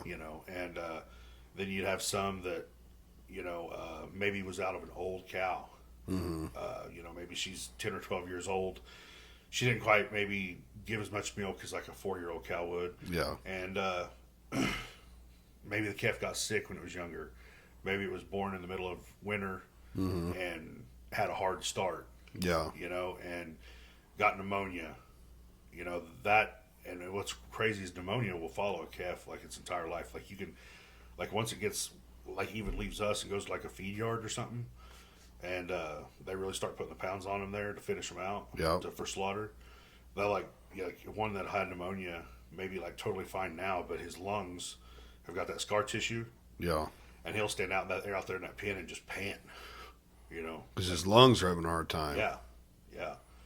So there's a lot of things that happen like that people don't realize, that has an effect their entire life. Yeah. And we had a system there, like, we would doctor them. Jackie, he didn't like us running. Obviously, if they're sick, you don't want to run them anyway. But we tried to doctor everything where it was at, out in the field. Yeah. Give shots and stuff. Yeah. Yeah. Because not running them through head shoots and stuff. Right, unless we were mass treating, which mass treating is exactly what it sounds. Everybody's getting shots. Yeah, everybody in that pen. But if it's just like 1 or 2, we had dart guns. Oh, really? You just dart their ass? Yeah. Well, we would put the medicine in a dart. Yeah. Yeah. And the dart gun would shoot, I don't know, 30 yards probably. Mm-hmm. And it took me a little bit to get unnervous about that, because I'm sitting here, I'm holding the calf, as close as I can to the bunk, but yet far enough away to where Darren could get a clear shot on it, and then if he wouldn't stay, then I'd have to put a rope on it. You know what I mean? Right. And, then we just did it the old-fashioned way, and then he come out there and. So it's not like he had heifers or cows and bulls and was doing any kind of breeding. He was strictly Yearlings. Buying them at a decent weight, getting them up a little bit higher for the feed lot, and then selling them. Yeah. Yeah. See, I know we've got a little bit away from the rodeoing, but all this interests me because there's different ways of doing, cattle. I feel like. So he obviously didn't want to mess with young calves, bottle calves, nothing like that. Want them totally weaned at a good Well, no, 400 pounds, not totally weaned. no, But if you're buying them like that, they're forced to be weaned right Absolutely. off the moment. Okay, which Yeah. can be a struggle in itself if they're not used to grain, right, because that can be hard on their stomach at first. Mm-hmm. Because the way I've been told by some people that do it is like they'll slowly introduce a little bit of grain, or they'll even like maybe mix grain with a little bit of milk and kind of soften it up, and whatever they want to eat they can, and if they don't, it's fine. And then like they'll slowly take the milk away and then they're on grain. right. But if they're in that situation, they just got to get used to grass and grain. Yeah, they'll get hungry. Right, yeah. They'll learn real quick. Yeah. And why did he prefer that operation versus raising them up to 800 to 1,000 pounds and then selling them? So, Just not his style? like, why are you asking like why he wouldn't birth them and raise them to that? Yeah. Why weren't you guys doing it like start to finish? Well, one is because to do that you have to have more land, Right. because you've got the mother, the father, all the mothers, you Right. know, and all A the few bulls. fathers. Right? Yeah, the, Right. the bulls and the cows. Yeah. So I mean, you gotta have land for them. Yeah. And honestly, like, I've heard Jackie say that, cows and bulls just tear stuff up. Bulls are getting a fight. Dude, they can. I mean, Right. you get a couple of ton bulls fighting, and they could wreak a lot of havoc. Yeah. My father-in-law does all like electric fence, Right? and he swears by it. Yeah. I mean, and he's got like, I can't remember what the Charger is, like a 50 mile, and it's got not even close to half of that on it, Right. Like, I've never been hit by it. My brother-in-law has, but he's like, oh yeah, like a bull will respect that electric fence way more than he will barbed wire. Yeah. I mean, yeah, I guess it'll zap the shit out of you. Well, yeah. you see it along my driveway. Yeah. Yeah. So I got to worry about my girls, like when we turn that bitch on, like you cannot go touch that thing. I don't know what that do to a little kid. It wouldn't be good They though. probably squall. Oh yeah. Yeah, I'm sure it lights you up. I can't remember what I got a gauge out there. I can't remember what it gets up to, but yeah, I wouldn't want to touch it. Yeah, I don't like electricity anyway, but I don't either, but I mean, I feel like it's cheaper and probably less maintenance as far as, they're not going to tear it up. well, When they get hit by it once, they're not going to mess with it. unless something's after them. Like they Yeah. like they freak like bulls, like if they're fighting, or if, like so Jackie, all of his fences, every bit of it was 6-strand barbed wire. 6 instead of 5. Yeah. Yeah. He had 6-strand barbed wire fence or pipe. I was just about to ask that. With his kind of operation, and I'm pretty sure he's worth a fortune, why not just do pipe on everything? Or cable? So I have seen him tear up cable. yeah, so along the bunks, of course, there's a lot of pressure there. Calves pushing each other, trying to get up to eat. So along all the bunks, he would have 2 7/8 posts, 2 3/8 top rail, and he'd have like a couple runs of cable. And the bunk would be a piece of metal pipe that's like, I don't know, 24 inches, cut in half. And then you would have the half moon shape where you pour the feed. Yeah. And then the cable would be over here on top of it where there'd be a gap where they put their heads through. So he would have pipe there, and then you would have obviously pipe hanging your gates off of. And like everything where the corrals was, like where we would sort and stuff, where there's a lot of pressure, was all pipe and like cattle panels welded to it, or most of it was solid pipe.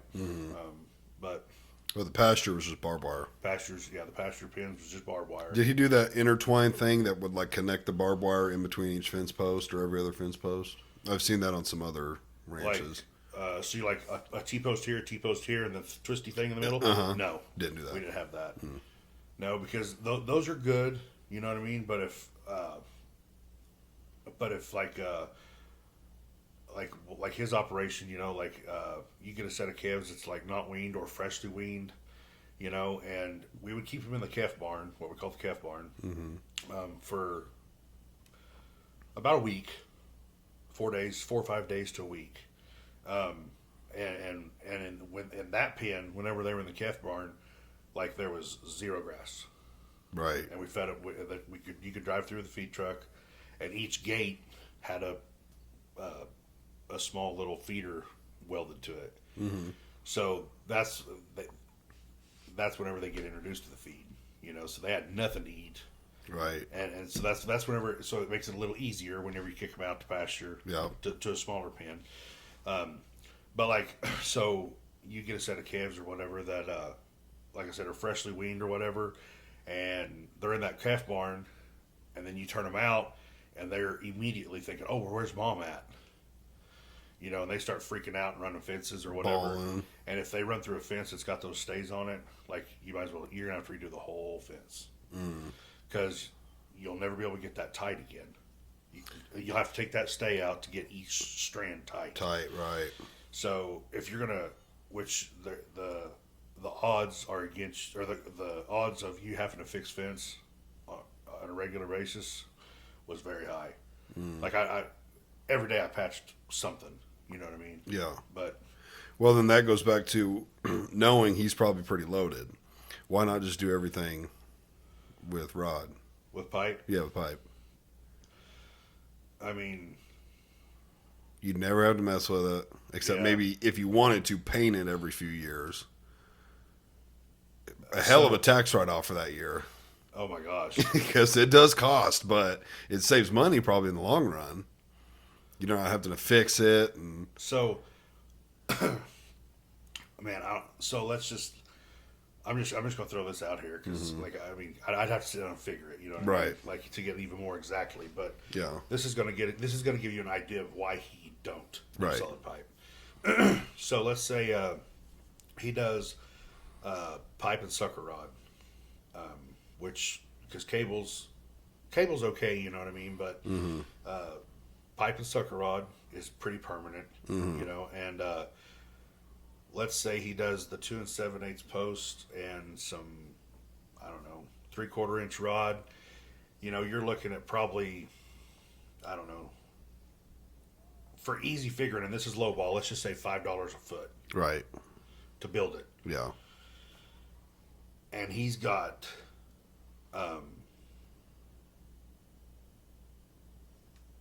oh my gosh.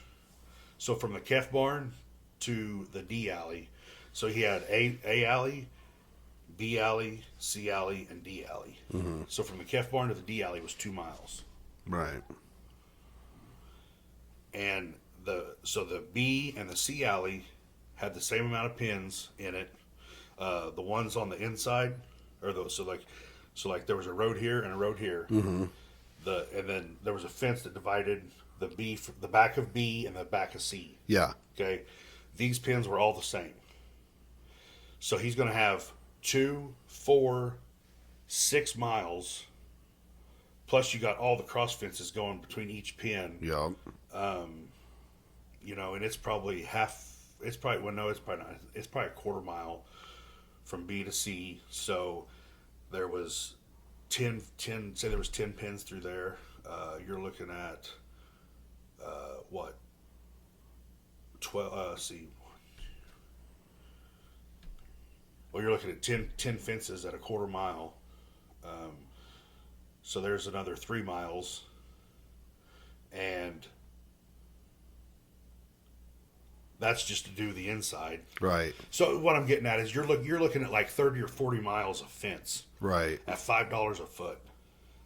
Yeah. Oh, it'd be a big bill. No Like- doubt about that. I mean, there comes a point where you got to play it smart too. Right. You know what I'm saying? I mean, that's true. I know everywhere's different. I know. And Again, besides, if it was all pipe, what would I have to do in the afternoon? right. You wouldn't have no barbed wire to patch. I don't know. I don't go to work half a day. I can't think of the guy that Bubba does. There's like 2 different ones that he does a lot of fence for, and we went driving around his place one time. He was helping the guy that works for him full time. He was He had like 3 or 4 dead calves on the back, and I think he was in a skid steer. We were hauling the cows or something to dump them, and he was kind of pointing all the fence that he'd done for him out and everything. And I mean, a lot of his place was cable and rod. Yeah. A lot of it. But I'm trying to think of how many head Bubba told me he had. It was shit, I can't remember. It was well over 1,000. Well over 1,000. Was it on? It's north of Mount Vernon, kind of like northwest of Mount Vernon. Northwest, the Santa Fe Cattle Company out there by Miller.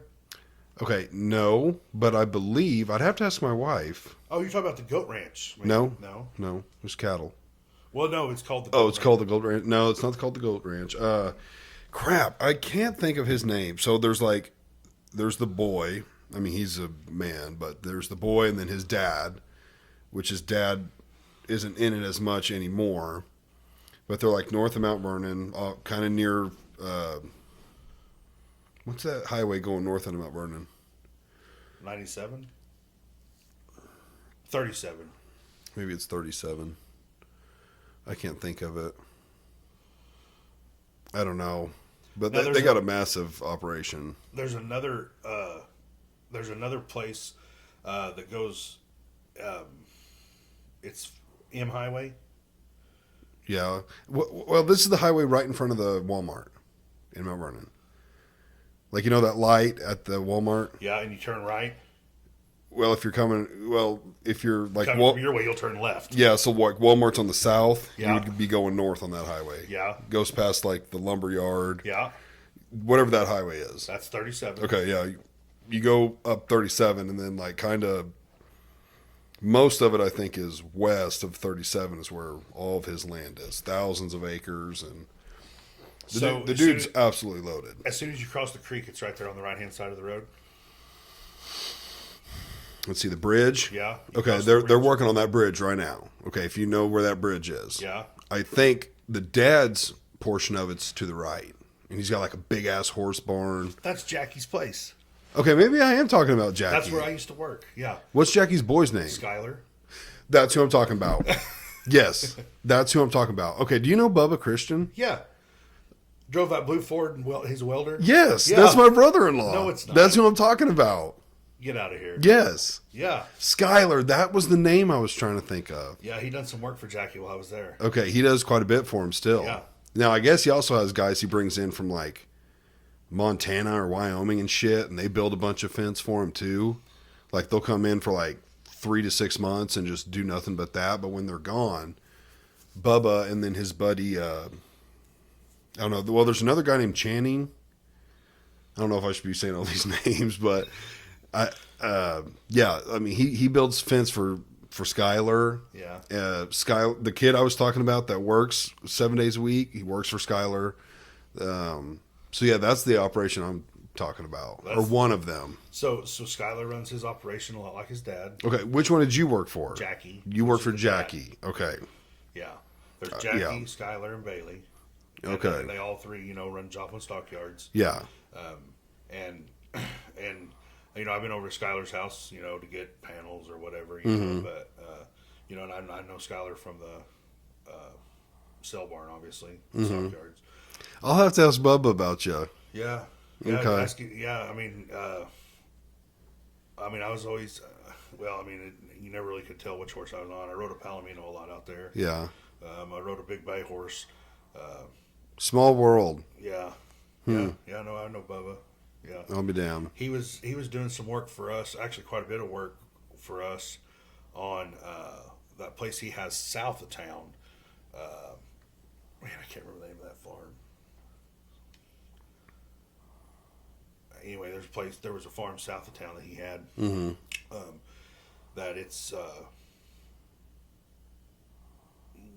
like you leave the Dream Center and you're headed towards Mount Vernon. You you go down that bottom. Yeah.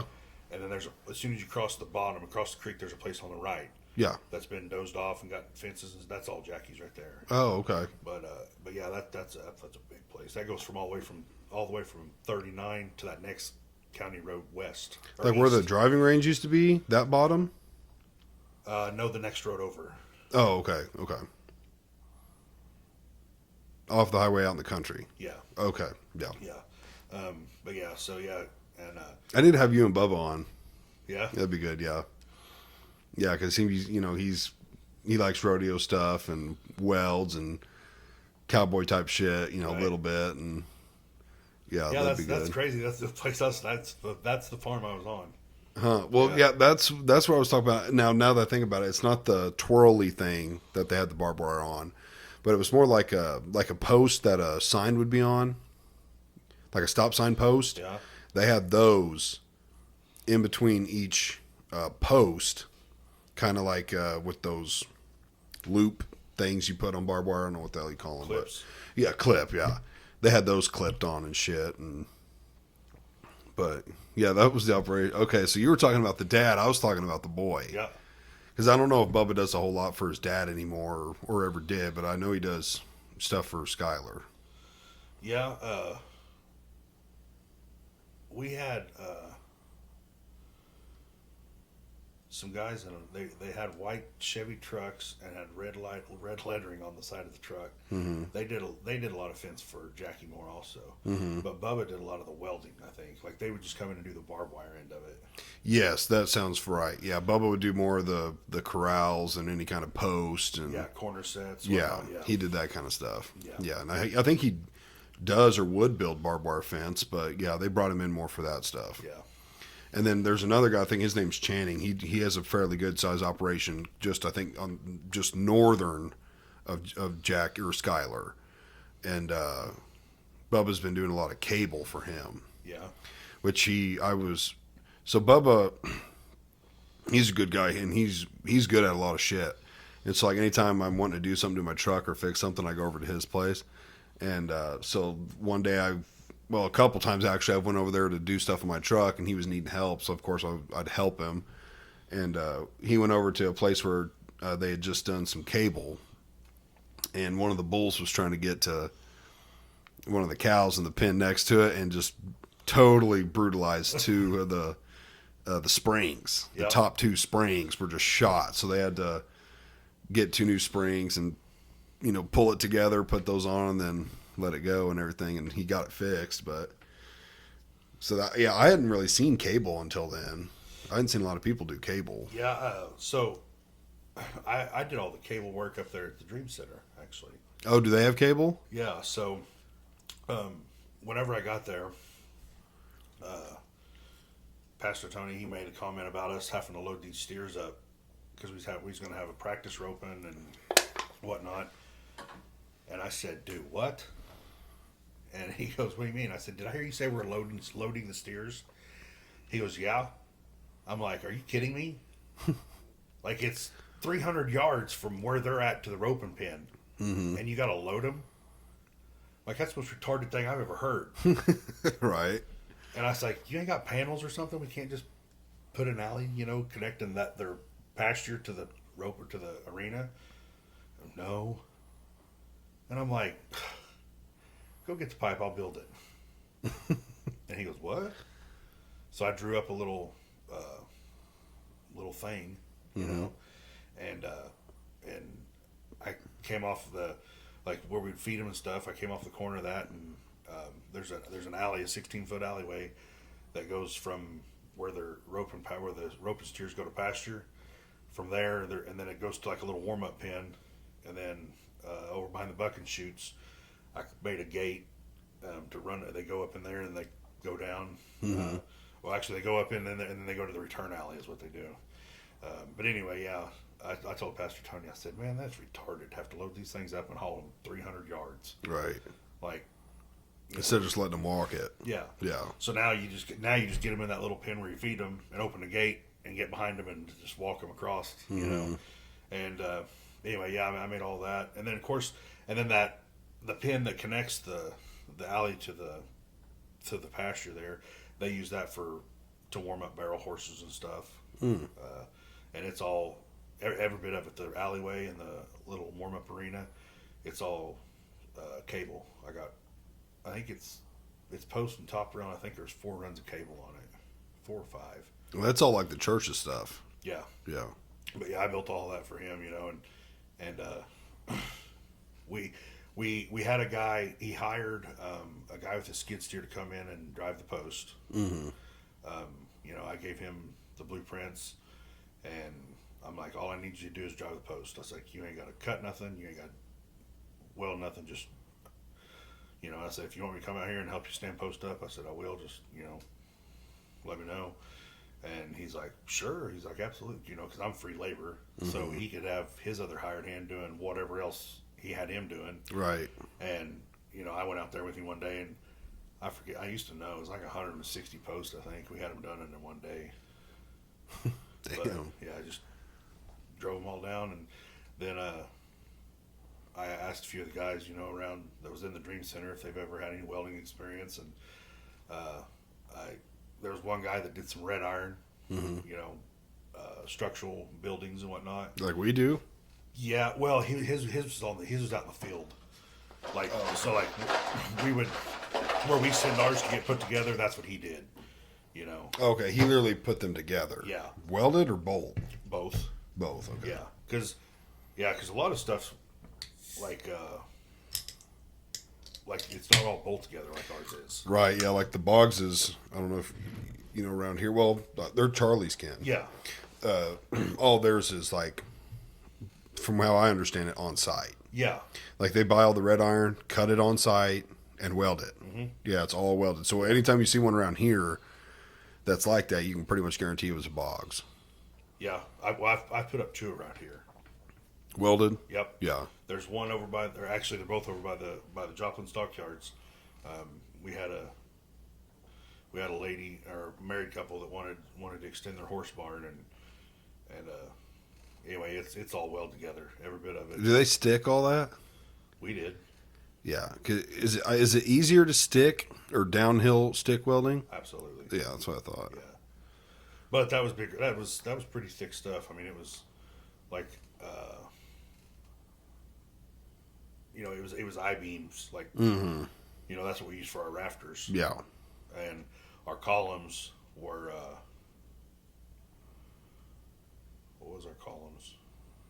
The ones I've seen, they look like rafters.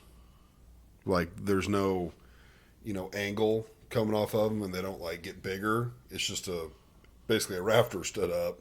Yeah. And then the actual rafter is just all the angles on the rafter. Yeah. Instead of the column having some angle and like the rafter being straight. Yeah.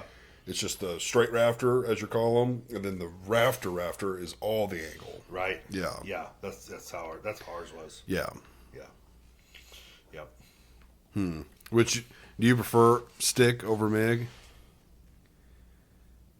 I don't know. I'm starting to like this MIG stuff, but Yeah.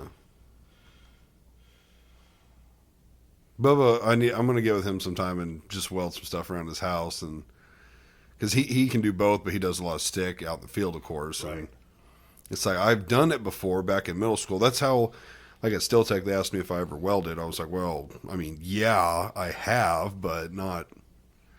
It was like in school for learning, and I remember when because we learned how to do MIG, arc.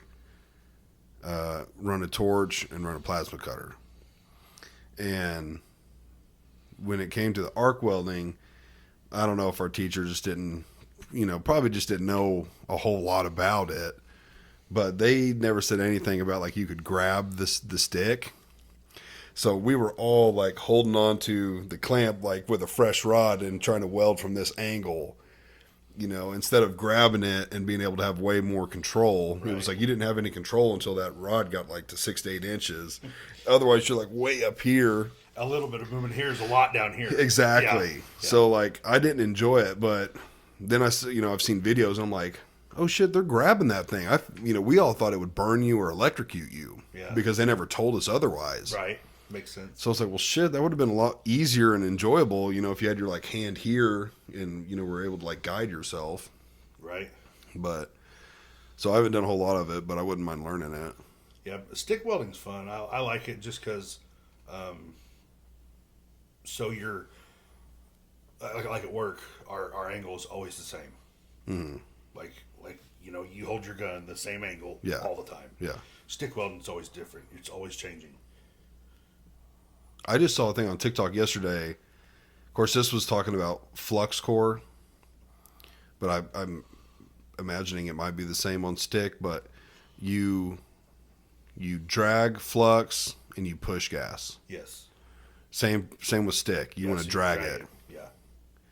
Huh. Yeah. Why? Oh, I guess they said something about if you push it, it would put all the impurity. Something to do with the slag is what they were saying. But Right, because like when you stick weld, you get slag that that you have to chip off your weld to be able to see your weld. yeah, And if you, as you're welding, if you try to weld over that, then your slag would be in your weld. right. So yeah. And do you still like go back and forth? When you're arc or Yeah. yeah, but it is different. Yeah. Yeah, So like obviously, I mean, as your rod's burning, you're going down. So like if you're welding pipe, you got a piece of pipe here with a top rail in it. Mm-hmm. And I would always start like in the middle, like whatever side I was facing on. I'd start right here, and I'd come down. Mm-hmm. And then I'd just switch hands and then go down, and then I'd go around the post, and then I'd do the other way. So it's 4 welds. Yeah, So, but like when you start, and you get like so whenever I would do it, I would drag my rod like from the bottom. So you got your saddle here, and your top rails like this. yep, I would start my rod at the bottom of my weld, or I would start my rod at the bottom of the pipe, and drag it up until it arced. yeah, So I'd go. Does that make sense? yeah, And so, but your hand's always moving. You don't ever lock your wrist, Right. Because it's not this. This angle's not the same as this angle. yeah. So, it's not as monotonous, I guess. Whereas MIG is just kind of the same movement over and over. All day long. Changes a little with your weld size, but Yeah, but yeah, But I mean, that's why sticks. I like sticks better, but when you came into Steel Tech, you had a little MIG experience. very little, yeah. So the guy that I built pipe for, Yeah, he decided he was going to build gates and panels, and we actually we built an entire corral for a guy that's portable. oh, cool. You can take it all down and put it on a trailer and haul it to your lease place and put it up, and it was pretty decent size. I can't remember exactly the dimensions of it, but when that trailer's loaded, it fills up one side of the road for sure. Yeah, You got that many panels on it, but so in slow times, like if we didn't have any work to do, any fence like out like corners or whatever pipe fence to build, we would build gates and panels inside the shop, and so that was my main experience. And it was like thin stuff, super. Like we were doing like what was 1.5 like 14 gauge, because you don't want them super heavy because you're wanting to be able to maneuver them. yeah, And like most of the stuff was gates, so like the heavier your gate is, the more wear it's going to have on your corner post, and loosen it and whatnot. Yeah. So, but anyway, yeah, that was that was when I started MIGing really, but like I said, it was a lot smaller, thinner stuff. Well, how did the first week or two go at Steel Tech then? Because I was mainly on the beam welder. It's not like we communicated a lot, or I wasn't over there welding or anything. It was rough. Yeah, Yeah. So when you're welding pipe on gates and stuff, you don't whip really at all. right. It's just, there's no whip at all. And so that kind of threw me off. Because you were thinking you could. Well, I guess you knew a little. You didn't know you could just like pull the trigger and then just go one slow motion. Well, You knew you had to whip. Yeah. So I mean, and I tried doing the no whip thing. The cut and fill. Well, not even that. Just dragging. Yeah. Okay. Yeah, just dragging, and it. I don't know. I didn't like the way it looked. Yeah. You know, it's easy to get cold roll with that. Yeah. For me, It looks better with whipping it. Yeah. Yeah. but yeah. Do you do the cut and fill at all? Like I do that quite a bit on 3/8. Yeah, most of my stuff is like that. Yeah, bigger stuff I don't whip. Like the I, biggest I'll whip's quarter. Well, When I say, I mean 5/16 is a little whip, but it's so slow. It's more like cut, back up, fill, cut, Right. back up, fill. Like 3/8 is big time. cut. Cut, back up, fill, fill, fill, fill, fill, cut, back up, fill, fill, fill, and but like quarter or less, it's just whip the whole time. Right. Yeah. Yeah. You do the same. Yeah. Okay, I know people are different. I mean, then there's like designs you can do. I'll call them like the E. Like Thomas does the E thing on his 3/8, which it looks nice. But I tried it for a little bit. And I was like, I'll just cut and fill. I like that better. Yeah. And then there's like you've showed me like the triangle Yeah. type Long thing. bevels. Yeah, there's different patterns, but I mean, I honestly feel like between cut and fill and whip, you can do anything. Yeah. It just changes it up. You know? Yeah, changes it up if you get bored. But I don't care to change it up. I'd rather just get good at it than keep it consistent. And a lot of that stuff too is like this, like where I learned the triangle and the square. You can do a square. That's a lot of guys that TIG do that, Yeah. and it looks really cool with the TIG welder. Yeah, the TIG, you can really see if someone's really good or not. Yeah, Because the pattern shows big time. yeah, I mean, it does a little bit on MIG. I mean, you could definitely lay some, you can stack some dimes where it's like, holy shit, like that's a really good looking weld. And then you can just lay an average weld and it's like, I mean, it still looks pretty good. See, I'm getting to where I don't even like the dimes anymore. What do you like? I don't even know what you call it now. Like But- that. What was someone else calling that? But it's Pigeon more toe? like a V. Yeah, that's what I prefer. I prefer the V. Yeah, I call it I guess I call it or someone called it like a. kind of like what the beam welder weld looks like. Yeah. Mm-hmm. I go for the V more. I've about got that mastered. Yeah. And I like the way that looks. Now, 3/8, 5/16, it is a little more rounded for Right, me. right. But the smaller welds, yeah, I go for the. Well, because I've learned to. You can damn near keep your whip the same speed. Okay, so 3/16 and 9. I feel like my whip is the same speed. It's pretty much like this. Like, it's fairly quick, but my hand moves faster on 9 than it does 3/16. Right. Quarter, I do slow my whip down a little, and I also slow my hand down. But I can still get the V kind of quarter through 9. Right. 5/16, it's almost a combination of whip and cut and fill. I don't know how to explain it on how I do it. I'd probably have to like have you watch me and then see what it is, but I don't think I've. Do you get V's on 5/16s? Not most. I don't think I do. I think I get dimes. It's a rounder. Yeah, yeah.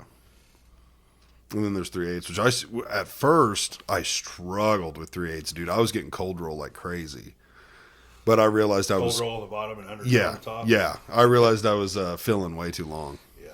way too long. I thought I had to stay a really long time to get it to build up to that size, and then playing around with it and doing it longer, I was like, oh, you don't have to stay there that long. Right. I mean, it's of course a lot longer than a small weld, but Well, the line is so fine. it really is. You have to get out like you one more second, and you're getting cold roll. Yep. You just, of course, anyone who welds understands like what we're talking about. There's like you said, there's a fine line. You just got to know it. You got to feel it. You got to listen to it. You got to watch it. Yeah. There's a combination of things of when to get out. I didn't realize how much I listened to my welder until well, which it sounds really weird, but like, so I listen to music every day at work, and I can't hardly weld without music now. Like it's weird, Right. and I think you've heard me say a couple of times, like the beat of the music. Yeah. I'll weld to like the beat of the music or whatever, and so you know, and you can do a halfway decent looking weld, but if it's consistent all the way across, it's going to look good at the end of it. You know what I mean? Yeah. Just because it looks uniform. Yeah. And that really helps me on the height of my welds. You know? Yeah. I try and do that too. I always try and do, if I can, in one pass. Right. Of course, there's some. I mean, I would say the longest thing I've ever welded in one pass, I don't know if it'd be much more over 8 feet. That would be pushing it probably. Haul. Yeah, down a rafter that had like a massive beam welder mistake, and I made it to a point where I was like, I'm going to get comfortable enough, and it was like on the open side of the beam where I could just lean and walk, and I just started and I went the whole time. It was probably maybe 8 feet. But like those columns, like where we got 3/8 and it's like 4 foot long, I always weld those in one pass. Right. Yeah, I don't know. It's always a goal Yeah. because I think it looks better. That's And a it's long like, haul, though. and if you can do it, it's done. Yeah. You know, you don't have to stop and then start up again. And it gets hot. It does get hot. Yeah, it gets very hot. Well, you wear the thin gloves, right? Yeah. Yeah. See, no, I wear the insulated. I don't wear the big bulky welder gloves, but I wear the insulated, and yeah, it gets hot. Yeah, like I actually just got a pair of the non-insulated since I've been fitting so much. But I'm like, if I have to go weld, I'm gonna have to get a pair of insulated gloves because those non-insulated is just no. I'll scorch my hand. I don't know. There's, I mean, like times when I'm doing a flange weld, Yeah. and it's probably just me being in a bad position, but I'll be welding like this, and so the welder's right here, and what's right next to it, the back of my hand. I've literally pulled my hand away. And like it's hot on my hand, but I'll pull it away and my glove is steaming. And you know, I'm sure I could get in a different position where that doesn't happen, but that's comfortable and it's not unbearable, so I just do it. Right. But if I had a non-insulated glove, there's no way I could handle it because it's hot with the insulated glove on. Yeah, I don't know. I've never. I mean, I know what you're talking about. I've Yeah, never, you probably just put your hand in a different position. yeah, I guess I don't. I mean, I've had them like on those welds that you're talking about on those columns. Yeah. Those long ones on Yeah. like the EPs. You know, so and me and Josh Reed, you know, we've been working together a lot, and like so, my job would be the far side of the EP. Yeah, And so when you're on the far side, like when you stand it up that first time, it's really for a left-handed. I mean, if you're a left-handed welder, it's like perfect. right. Because if you're right-handed, it's just I don't know. It feels weird to me to be on the near or the far side and do that. I see what you're saying. Yeah, because what he's talking about, if you're watching, if you're on the far side, your right hand would be here, your left hand for me would be here, and you would kind of be going down like this. Yeah. You would rather your left hand on the trigger and your right hand guiding on the near side. Yes. Okay, I see what you're saying. I don't mind either. I'm trying to think if I prefer one. I don't even prefer one way or the other. I don't care. But I get what you're saying. I just look at it as either my right hand can guide. Well, see, I use the beam, so I guess that's why it don't matter. Do you use the beam? Like I'll put my pinky on it, and then I can literally just let my hand slide down. So I put my index finger, Yeah. my right index finger on the little hook that you hook it on the. Yeah. Uh-huh. I work the trigger with my left hand, Yeah. and I set the cup on that EP, and I just Wait, when you're on the far side, you Yeah. use your left hand? yeah. Oh, bro, that's why maybe you're uncomfortable. Use your right hand. No, like if I use my right hand, And use your left hand as a guide. I'm bunched up like this. Yeah. Yeah. But if I I- pull it like right here to. But look, if I'm like this and I use trigger here and all the way down. See, I'm more comfortable the other way. this I'm That's the bunched. way I do it. This way I'm just like, ooh yeah. Huh. Yeah, I don't. Maybe that's why I can use non-insulated gloves. Yeah. I'm not bunched up over it like this. I'm Yep. out here away from it. That's a very good. Yeah, because your hand's away from it, and then this hand's back here. Maybe. Yeah. I find it more comfortable the other way, but yeah, that could be why though. My hand gets hot. Never thought about that. Hold on, let's circle back. We've covered so much, which I enjoy. It all to me is, well, we work at Steel Tech. I always enjoy talking about that, and then building fence and all that, and you working on the ranch is all cowboy stuff. But as far as the 2020, and Oh, you this win. one, this one right here. Oh, is this not the 2020? Okay, this is the 2020. This is when you got champion. Yeah. Okay, was this one in there? No, this I got these two the same for the same deal. I've never wore this one. Oh, they're for the same thing though. Yeah. Well, this is year-end champ, and this was getting second place at finals. Oh, okay, okay. So let's get to that. Let's get to you qualify. Let's start there. You obviously qualify. You go to finals. So when you qualify, you don't win this. Okay. The year-end champ. How do you get year-end champ and then second place? So I had more points throughout the year than anybody else. Okay. Yeah. How do you get second place then? That sounds like first place. This would be second place at finals. Oh, okay. So you won the whole year, Yes. and then you got second just at finals. Yes. Okay, so you could lose completely at finals and still win in your champ. Absolutely. Okay, which is more prestigious in your Year-end- mind? Year-end. Year-end That's why is. I wear that one more. Yeah. Yeah. Now, obviously, guys have gotten both. Oh, yeah.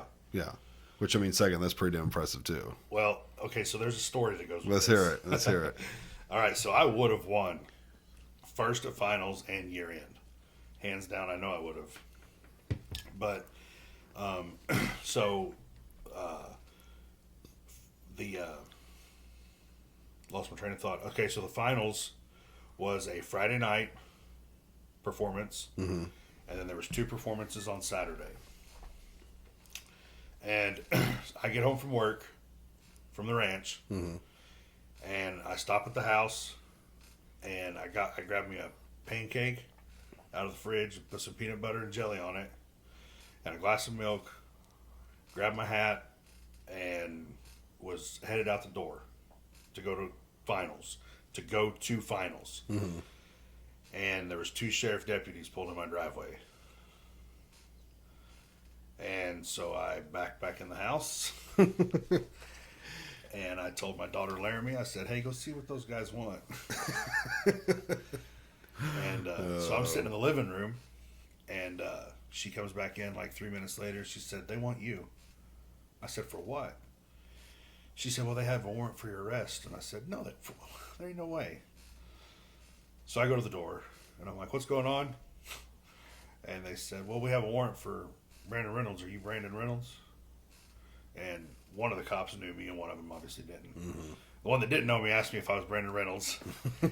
And I said, what's this even about? I said, what's the warrant for? He said, well, he's like, I don't actually have the warrant. I said, well, then I'm not leaving with you. Right. You know? And anyway, short story long, so they, I told them to go back to the jail. I said, you guys can go back to jail, dispatch. I said, you guys can get a warrant. I said, I'll be more than happy to go with you. And while they were gone, I was going to leave. Right.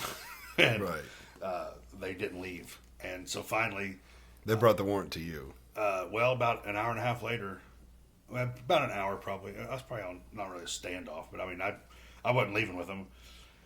They started circling the house, and my kids was freaking out, you know. So I was like, you know, just be the bigger man and get this over with, Right. you know. But I was like, I knew finals was this weekend, Right.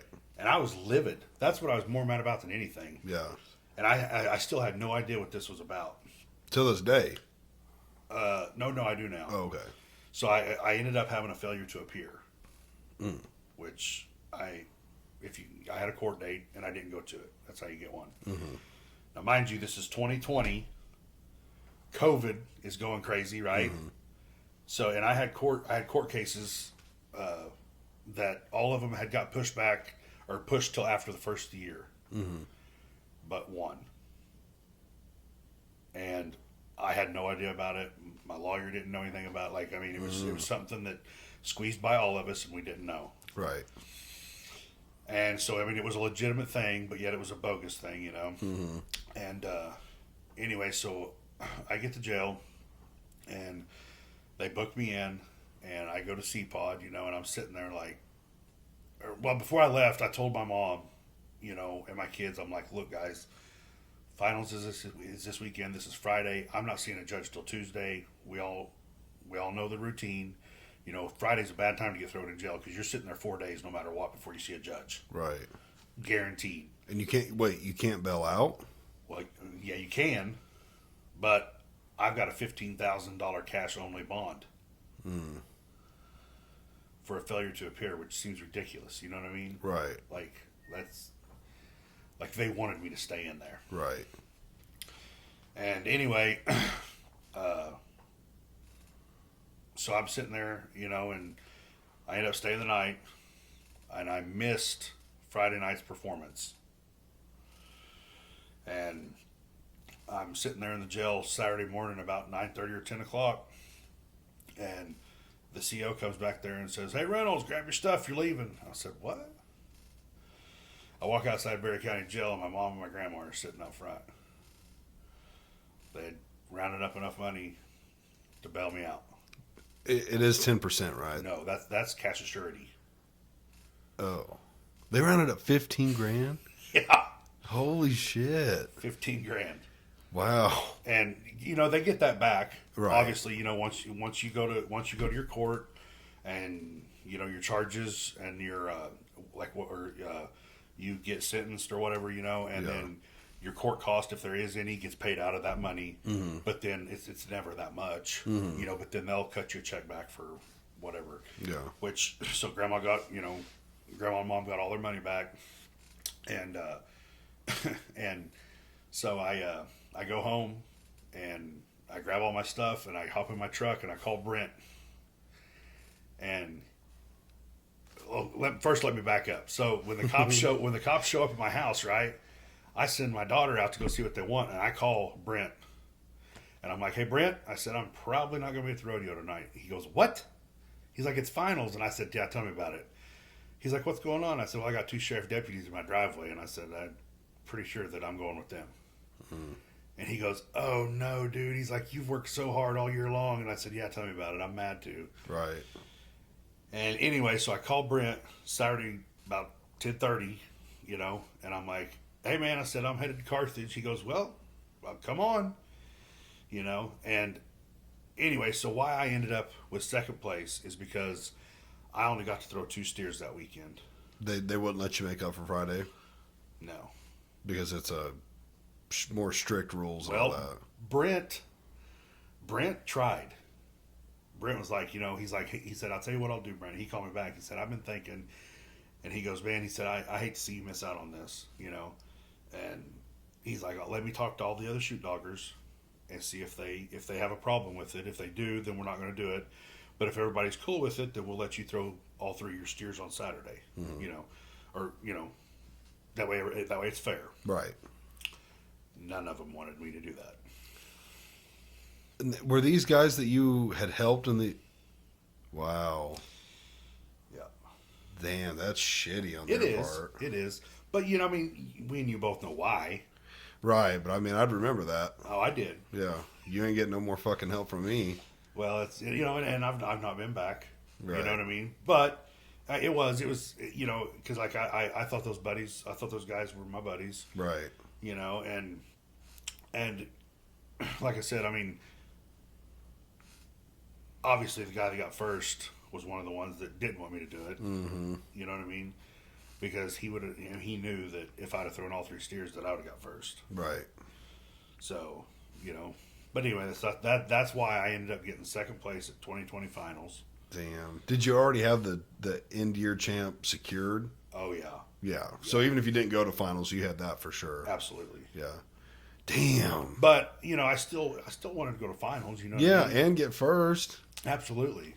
Oh man. But I'd chat my ass. It did. But yeah, so and that's I don't know. That's why I really don't wear that buckle. You know what I mean? Mm-hmm. And honestly, like, so it wasn't long after finals whenever, I started my hardcore shenanigans again, and I didn't even get that buckle till I got out of prison. Oh, really? Yeah. Well, you did. You were doing some shenanigans during the rodeo, right? Yeah. Yeah. Yeah. But nothing like hardcore or just not often. I just wasn't ate up with it yet. Yeah. Yeah. And it was before the rodeoing too, right? That was kind of when you took a break from things. So I got out of the Dream Center in 19, or in, It's my truck, oh, I think. I thought it was thunder for a second. So yeah, I got out of the Dream Center Oh, it's garage door. in 19 and, or in 18, I mean, and then,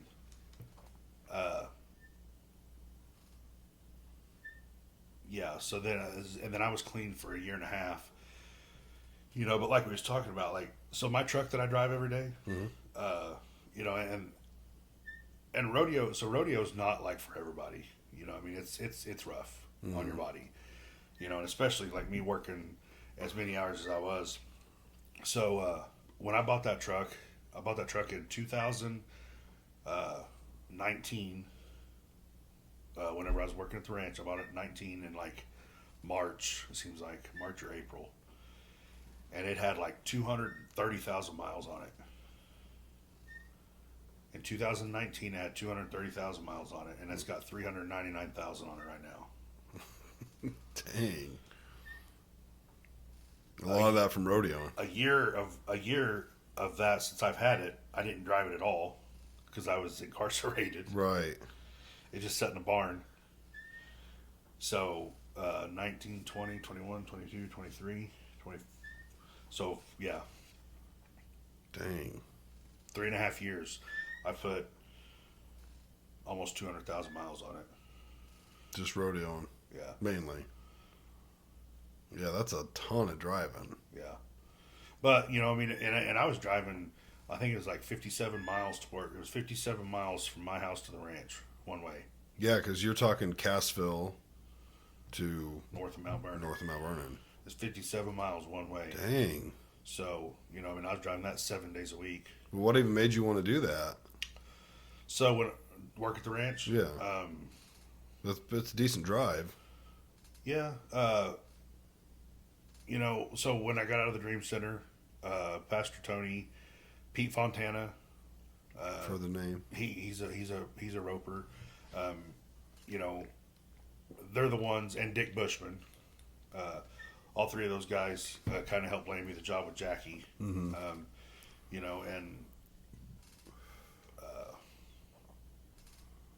And it's what I've always done. I mean, working cattle and doing stuff like that. Like Mm-hmm. at my first day there, I went to the stockyards on a Monday, and I asked Jackie if he'd hire me. And I told him who I was, and I was like, look, I said, man, I was like, you ain't got to tell me what to do.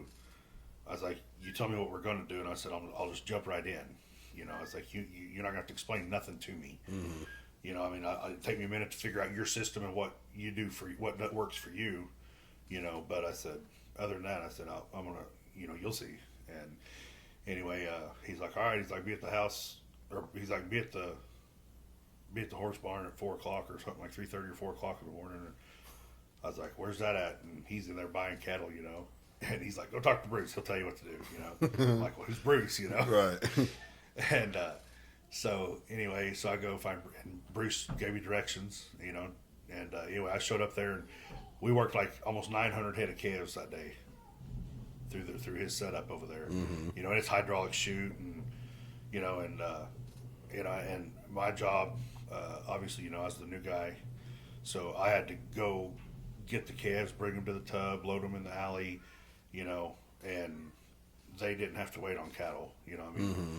there was always a calf there waiting to come in. Right. And so I kind of earned everybody's trust right off the rip. Mm-hmm. And so it was a blessing, really. Yeah. And then you left there when the last time you went to prison. Well, I left there. I got fired. Oh, I think I remember you telling me this. Yeah, You were late or sleeping there. Well, no, that was at the turkey farm. Oh, the turkey farm. yeah. Yeah, you were sleeping by the clock-in thing. Yeah, nobody woke me up. Yeah. Yeah, that was the turkey farm. So no, I mean it was obvious. You know, I mean I've showed you pictures, haven't I? What? Pictures of what? Me? Oh, maybe one. I don't know. I'd have to see it again.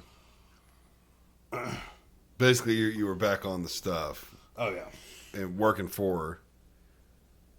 Oh, you tell.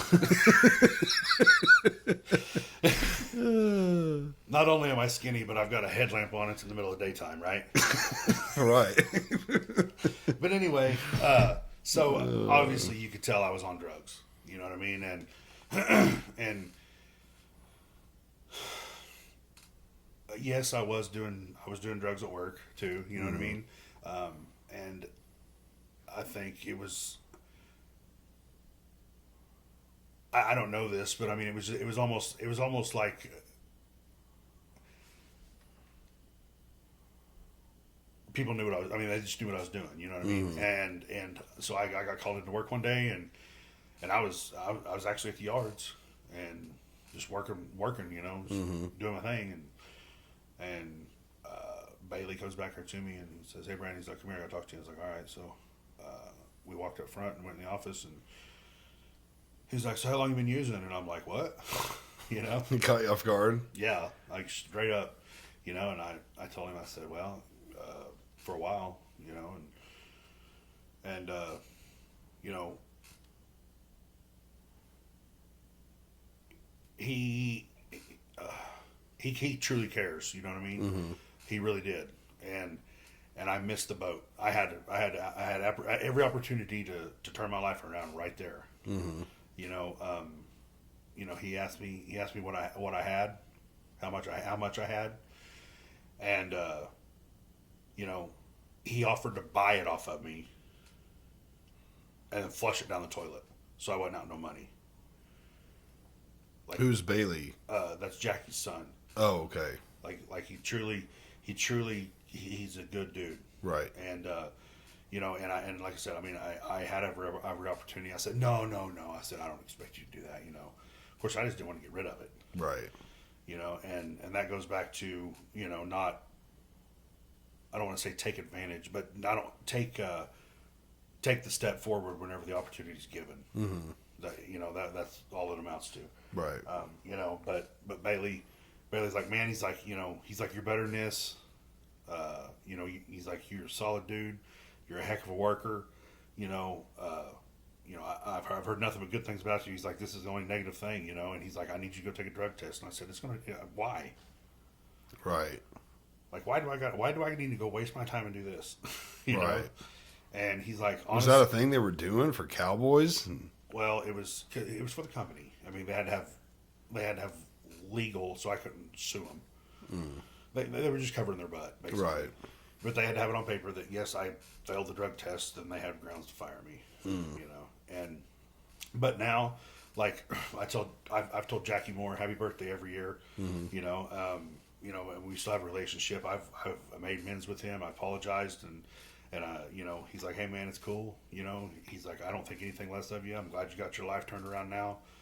You know, and it's just, you know, a spell that I went through. You know, that you know, and that says a lot about him too. You know, because I mean, even though I was doing what I was doing, you know, and he knew it, you know, he still trusted me with all of his stuff there.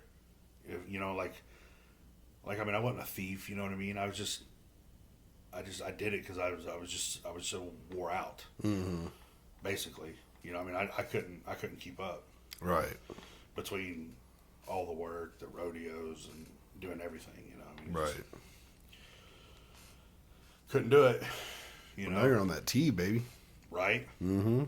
Yes. You ain't ever late no more. I know, dude. That was a game changer. Oh yeah. Yeah, dude. I don't think you've been late like once. Well, yeah, you were late once. I think you text me or something in that morning. You text me and were like, "Hey, I'm going to be like 5 minutes late." But besides that, yeah, like you seem full of energy and Yeah. yeah. It's definitely, yeah, that was a that was a nice thing to do. Mm-hmm. Which I highly recommend that to anybody. Me too. Anybody, yeah, it's helped a lot, like mentally even. Yeah, I feel like, you know. Yeah, it does. Well, you're more energy, you're less tired. It makes you a little more mentally sharp, and Right. Maddie says it makes me just nicer, less irritable. That's great. Well, I've never seen you irritable anyway, but Yeah, I'm normally not at work. just at home. Just at home. Yeah. You work all day, you're tired, and you get home. But yeah, no, she said, well, I don't know. I think you have more energy, more mentally sharp. You're having sex more often. Like, you're just in a better mood. Well, that right there is going to make a man happier anyway. Right, exactly. So besides the physical things, your hormones are probably a little bit to play with that too. So, Right. but yeah, it makes you just in a better mood. Yeah. Yeah, I enjoy it. Mm-hmm.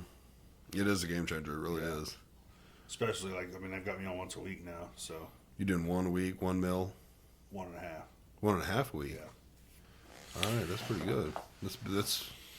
That's more than what I do because I do 2 every other week. I do 1.5 because, like, I mean, my bottles. I got a big bottle. Mm-hmm. If I don't use it, it's going to go bad. So Yeah, I have an extra bottle now. They gave me 5 one time, and I was like, well, I take 2 at a time. Like I normally get 4. So what's the 5th one for? And they're just like, well, it just says to give you 5. Well, I asked my doctor last time I was there, and he was like, no, they should have given you 4. And I was like, well, what do I do with that extra bottle? Because now I'm just rotating it. Every time I go get 4 new ones, I put that older one in and save one back. So he's like, what? I asked him, what should I do with it? And he's like, take it. I'm like, okay. So I guess 1 week where I'm on the in-between weeks, I'll just take a meal just to do it. If I'm feeling tired or something, I'll just take it. does every 2 weeks not? Do you not feel it? Do you not Feel a crash? Yeah. I wouldn't say I feel like it, I wouldn't say it's real noticeable. Like if I had no idea when I last took it, I probably wouldn't be like, oh, I think I'm about 2 weeks out. Like it's about time for a shot. Not really. Man, it wasn't like my 3rd or 4th round, dude. Like, because they had me on every 2 weeks at 1st, and yeah, dude, I instantly like my 3rd shot, I could feel myself taper off like hardcore that first week. Right. And so I said something to my doctor about it. And she's like, "Well, just go to every week then." And But you were doing 1 meal every other week. yeah. Yeah, well, that's half as much. You do 2 every. So that could very well have like depleted by the time that second week was rolling around. That's true. Yeah, I didn't think of that. Yeah. And honestly, I take like damn near 2.25 because I get the little bitty bottles and they have more than 2 mLs in them. There's a little bit extra, and I take it all out of both, and that gives you about 2.25 is damn near what I'm able to draw into that needle. And every now and then, my sister-in-law, Bubba's wife, if she's around on a Sunday or something, I'll let her give me the shot because she's a nurse. And I think it was the first time she gave me the shot, I let her pull it out of the bottles and everything. And I got to looking, and she was like, I mean, I always squeeze a little bit out of the end too, just to get any air out, like 2 or 3 drips. Mm-hmm. But I saw her squeeze a bunch out, and I was like, whoa, what are you doing? And she's like, well, it was like damn near 2.5, so I was getting it down to 2. And I was like, no, don't do that. That shit's liquid gold. I'll take, if there's extra, I want it. Yeah. But yeah, I was like, don't do that. Shit. If I get 2.5 or 2.25, I'll take the whole thing. Yeah. Yeah, So, I promise you. Yeah. I was like, I don't want less. But it's good shit. Hey, last thing, your hat. Oh, That's cool. What about it? You can put that right there in the camera. So I don't know if anyone's like big fans. I know a couple people are, but Brandon and I are pretty good Casey Donahue fans, and he's got a cowboy hat signed by Casey Donahue. Got it down at Buffalo Run. Which I don't know how many shows my wife's been to over the headset. Yeah. How many shows my wife has been to? It's quite a few. I think I've been to somewhere around 6 or 8. which isn't like a crazy amount, but that's way more than I've seen anybody else ever. Hell, I don't think I've seen anyone else more than once.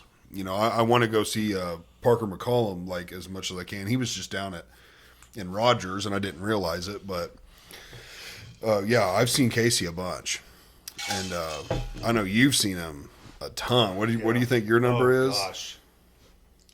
Dude, I don't know. Probably 15 maybe. Or Oh, okay, even that's probably comparable to Maddie. maybe even more than that, dude. Dude, I've drove a long ways. I've drove to Manhattan, Kansas, Stillwater, Oklahoma, Fayetteville several times, Springfield, Yeah, I seen him at Fayetteville, at JJ's, George's Majestic George's, Lounge. I mean. Yeah, Yeah. down on Dickerson Dixon. or Dixon. Yeah, yep. I've seen him there.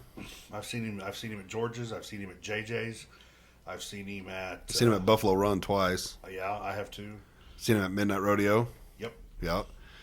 Where else have I seen him? I've seen him at Shrine Mosque. Yep, Shrine Mosque. I've seen him at the Galois Theater in Springfield. No, I don't think I've seen him there. I've seen him at Stillwater, Oklahoma. Maddie went to what's that big bar in Texas? Billy Bob's. She's seen him at Billy Bob's. I could have went too, but I was like, nah, I'm gonna stay home this weekend, so I didn't go. But I could have. I kind of wish now I would have went. I'd like to see him in Texas, like because I mean that's Oh where he's man, from. right? That's where he's from. And as a matter of fact, to be even more specific, Fort Worth Stock Show, Right. or so, like a Fort Worth, somewhere down in Fort Worth. Yeah. Is where I'd like to go see him at. But the Stillwater one was pretty cool because that was at OSU. Mm-hmm. The Manhattan one was pretty cool because that was at K-State. Yeah. They got a little hole in the wall joint called the Hat. Mm-hmm. Yeah, that's another wild time. I mean, dude, it was woo. I would say so far my favorite time seeing him was at midnight, which was the last time I've seen him. Just because now I was drunker than hell.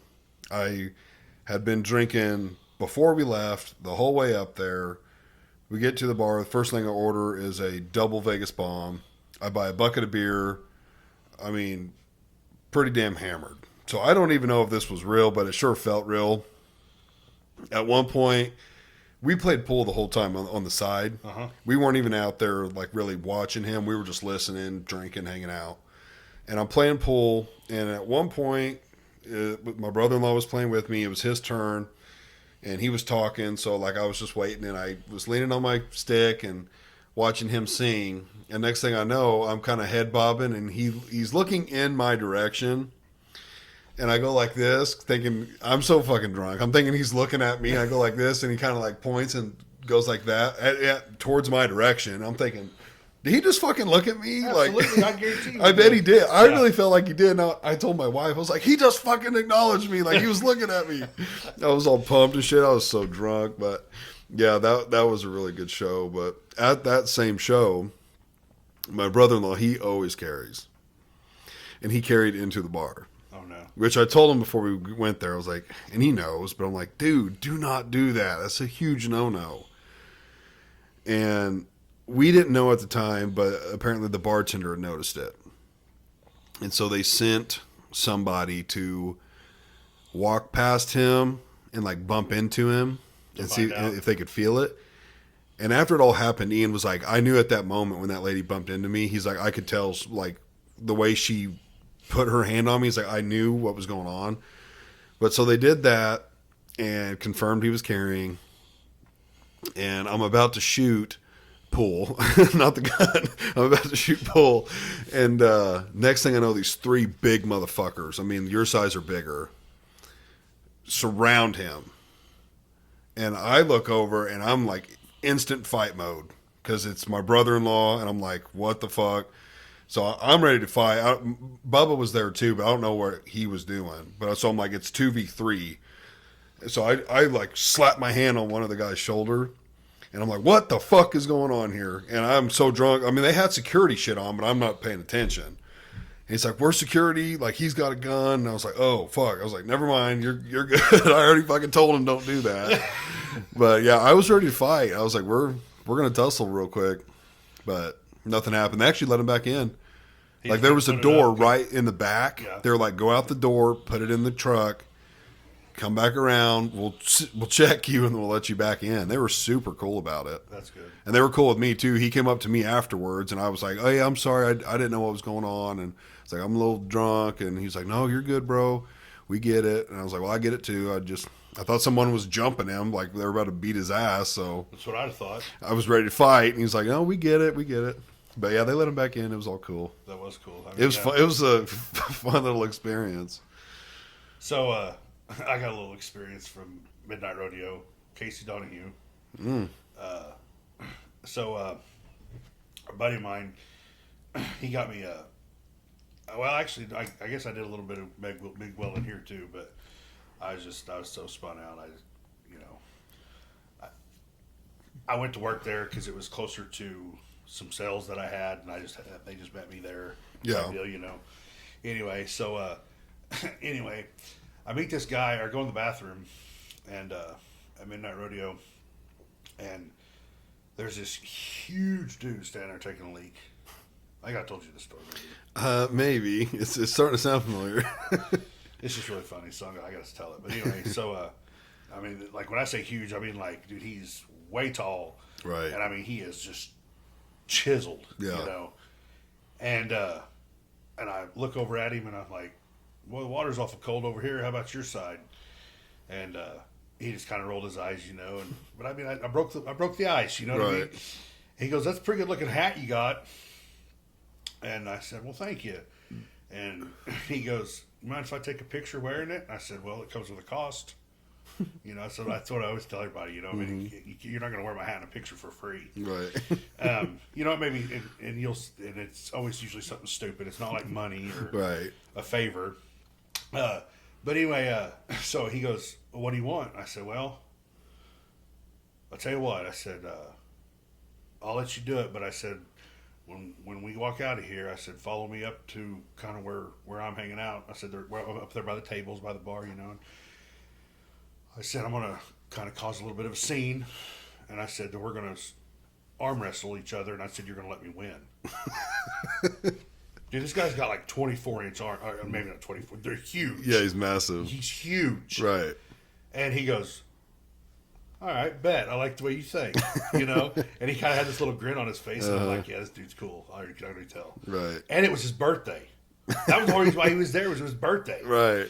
And so anyway, so he's like, "All right, bet." So he puts my hat on and takes a bathroom selfie. What was the hat? It's just a black cowboy hat. Oh, okay. Just a felt cowboy hat. Yeah, but he wasn't a cowboy. No. Right. Far from it. Right. And so anyway, so we walk out, and I don't know. I wait a couple minutes, and I act like I kind of like stumble, like he bumped into me, and I turn around. I'm like, "Dude, what's your problem? Right. Like, you want to settle this in an arm wrestling competition? Let's go!" Right. And dude, and this is in the middle of a Casey Donahue concert. And, dude, we instantly had a crowd like of 100 people watching us. Because they all thought we were going to fight, probably. Right. I'm surprised security didn't come over. And because I mean, instantly, like as soon as I said, "You want to arm wrestle and see who wins?" Right. He's like, "Let's go!" So we just locked up, Right. Anyway, and so we're sitting there. I'm not clean the table off, knock the bottles off, and we're sitting there, going back and forth and stuff like that. And I looked at him and winked, and then I kissed his hand, the top of his hand, and I just went, bam, slammed him down on the table. And I'm like, "Yeah, what now, buddy? Right. Shut your mouth." And he's like, he just starts shaking his head like, I'm sorry. Like, he played it off like so cool. And then the dude ended up giving me a job later on. No way. Oh yeah, like we're still friends today. And yeah, so I was actually talking about him whenever I was in prison. And to some of my buddies that was lifting weights, and thought they were all big and bad. And I was like, I know this guy. Da, da, da. So I'm talking about him, right? Like 3 days after I'm talking about him, he's sitting in the chow hall at prison. And I'm like, "Sharif?" Black guy? "Yeah." Yeah. And he goes, "What are you doing?" And I'm like, "Dude, I was just talking about you up here." I was like, "What are you doing up here?" Anyway, short story long, he's out. He got out last week. Oh, okay. Hit me up on Snapchat. Yeah. So he's doing good. He opened up a tattoo shop. Oh, hell yeah. He wants me to come do some ink on me, and And but Where's yeah, he at? Springfield. Springfield, I'm yeah. pretty sure. Yeah. But yeah, it was really funny to to beat somebody in arm wrestling that I obviously could not have beat. Right. You know. But yeah, that happened at Midnight Rodeo at a Casey Donahue concert. Oh, it was a good time. Yes. I'm having Tyler Myers on. We didn't meet him. He used to work at Steel Tech, but he's a tattoo artist now, and I've been wanting to have a tattoo artist on and stuff. So Well, that'd be cool. that made me think of him being a tattoo artist. Made me think of that. That'd be cool. Yeah, I'll kind of shout him out and get some more ink. There you go. It's so addicting. I know, right? It's crazy. I mean, there's times I'm sitting in the chair, I'm like, holy shit, like this is terrible. Like every back appointment, I thought that, but I kept going back every 2 weeks, and You ought to do the back of your calf. I don't think it'd be that bad. I'm telling you, bro, it's not as fun as you think. It just don't seem like it'd be that bad. Now up like towards your knee ditch, that would probably suck. But like lower, like strictly calf, I don't know. It just don't feel like that would hurt. I've got one on each calf, and it's not pleasant. Yeah, that's why I've heard that from someone else. Well, I need to find. Justin's got one, but I don't know if it's like on his outer calf, like on the side of his leg, or in the back. Justin at work, Right. but we need to ask him. He's getting it finished Tuesday Yeah, that's what he was saying. by Tyler. Yeah. Yep, that's who started it. So, Where's his shop? Or does he just work out of his house? so I didn't for years know how you even pronounced it, but I think it's Go Lightly. Oh, yeah. Yeah. Yeah, I never knew what the hell that word was because I didn't see Go and Lightly. I was like Galothy or He used to work at Steel Tech? Tyler. Yeah. That's the Tyler and Kyle we always hear about. I didn't know that till just now. And that's Sean's son-in-law. Okay. Yeah. Dude, And he just tattooed Sean like a month or so ago. Yeah. Yeah. So he actually, I follow him on Facebook. He just got back from a big show, a tattoo show, and got all kinds of rewards. His boss. I think that was his boss. Oh, Was was it? I don't know if it, maybe Tyler too, but I know his boss is like, Sean was telling me about it, and his boss is like, It was Tyler and Daniel Crum. maybe, yeah. His boss is booked out for like September, like way out in advance. He even said when Tyler got some work done by him, he had to wait on the books, like, because you don't have time. So, yeah, I've heard really good things. And I think Tyler's good, too. Like, Tyler's more of an apprentice. He's young, and he's fresh in it, but I think he does really good stuff. Well, I went to school with Daniel Crum. Oh, really? Yeah, which is really, and well, as a matter of fact, my buddy that I was just talking about, the one I was arm wrestling, like I didn't even know he was a tattoo guy. And he sent me some stuff that he drew while he was in the clinker, and Yeah. and and I told him, I said, hey, I was like, you remember this hideous lion I have on my shoulder? He goes, yeah. I said, well, you think you can do a cover up on that? Oof. And he goes, yeah. He's like, I'd probably do something. Cover it up or more like fix it? Well, I don't think it looks terrible. The proportions are a little off. honestly, I would like to do like a mountain scene, like some kind of scenery for a shoulder piece. Okay, so you could really darken it up Yes, and cover it up. yeah. Okay. That's where I was going. Yeah. Right. Yeah, I think my next thing, so I've always wanted to add on to my chest. I want to do I think just like a floral scene around it. I don't know. I might change my mind, but like really fill in my chest. And then I'm kind of thinking about like continuing the vines and stuff down my hands and just cover up all the letters and words. And so it'll just be like vines and thorns going down every single finger. Right. I thought about doing that too. But honestly, like the more time goes on, it's like if I ever get bored of any of this stuff, I think I'm just going to black everything out. You'd have to, wouldn't you? Yeah.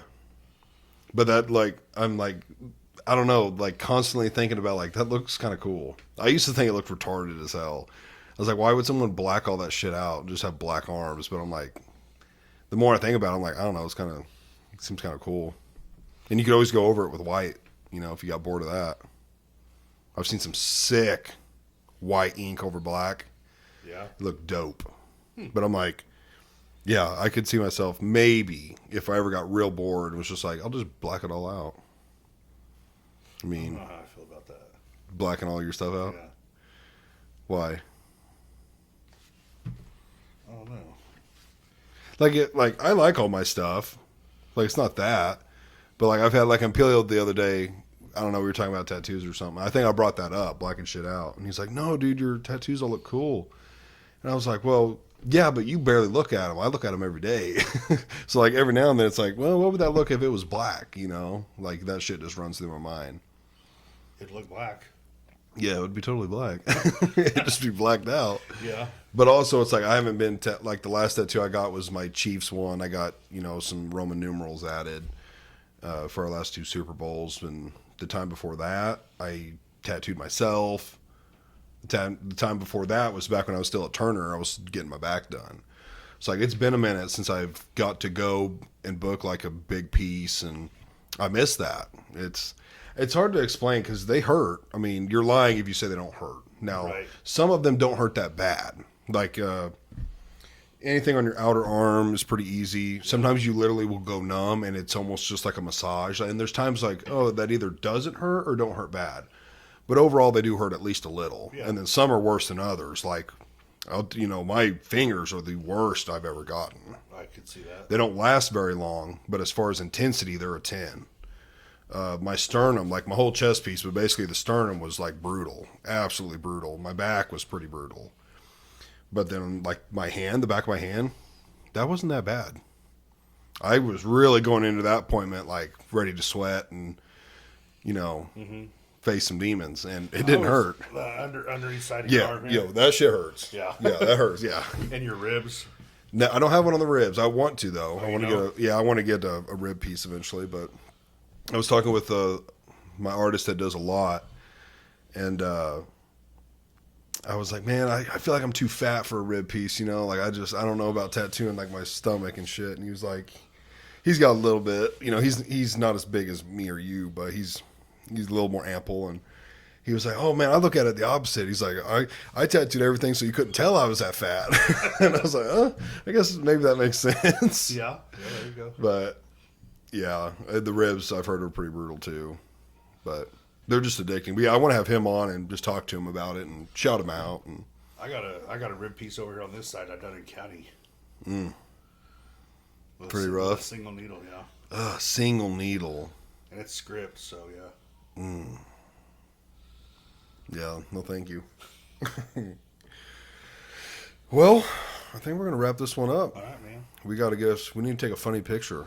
All right. We need to do a funny picture for Facebook. Go see the kids.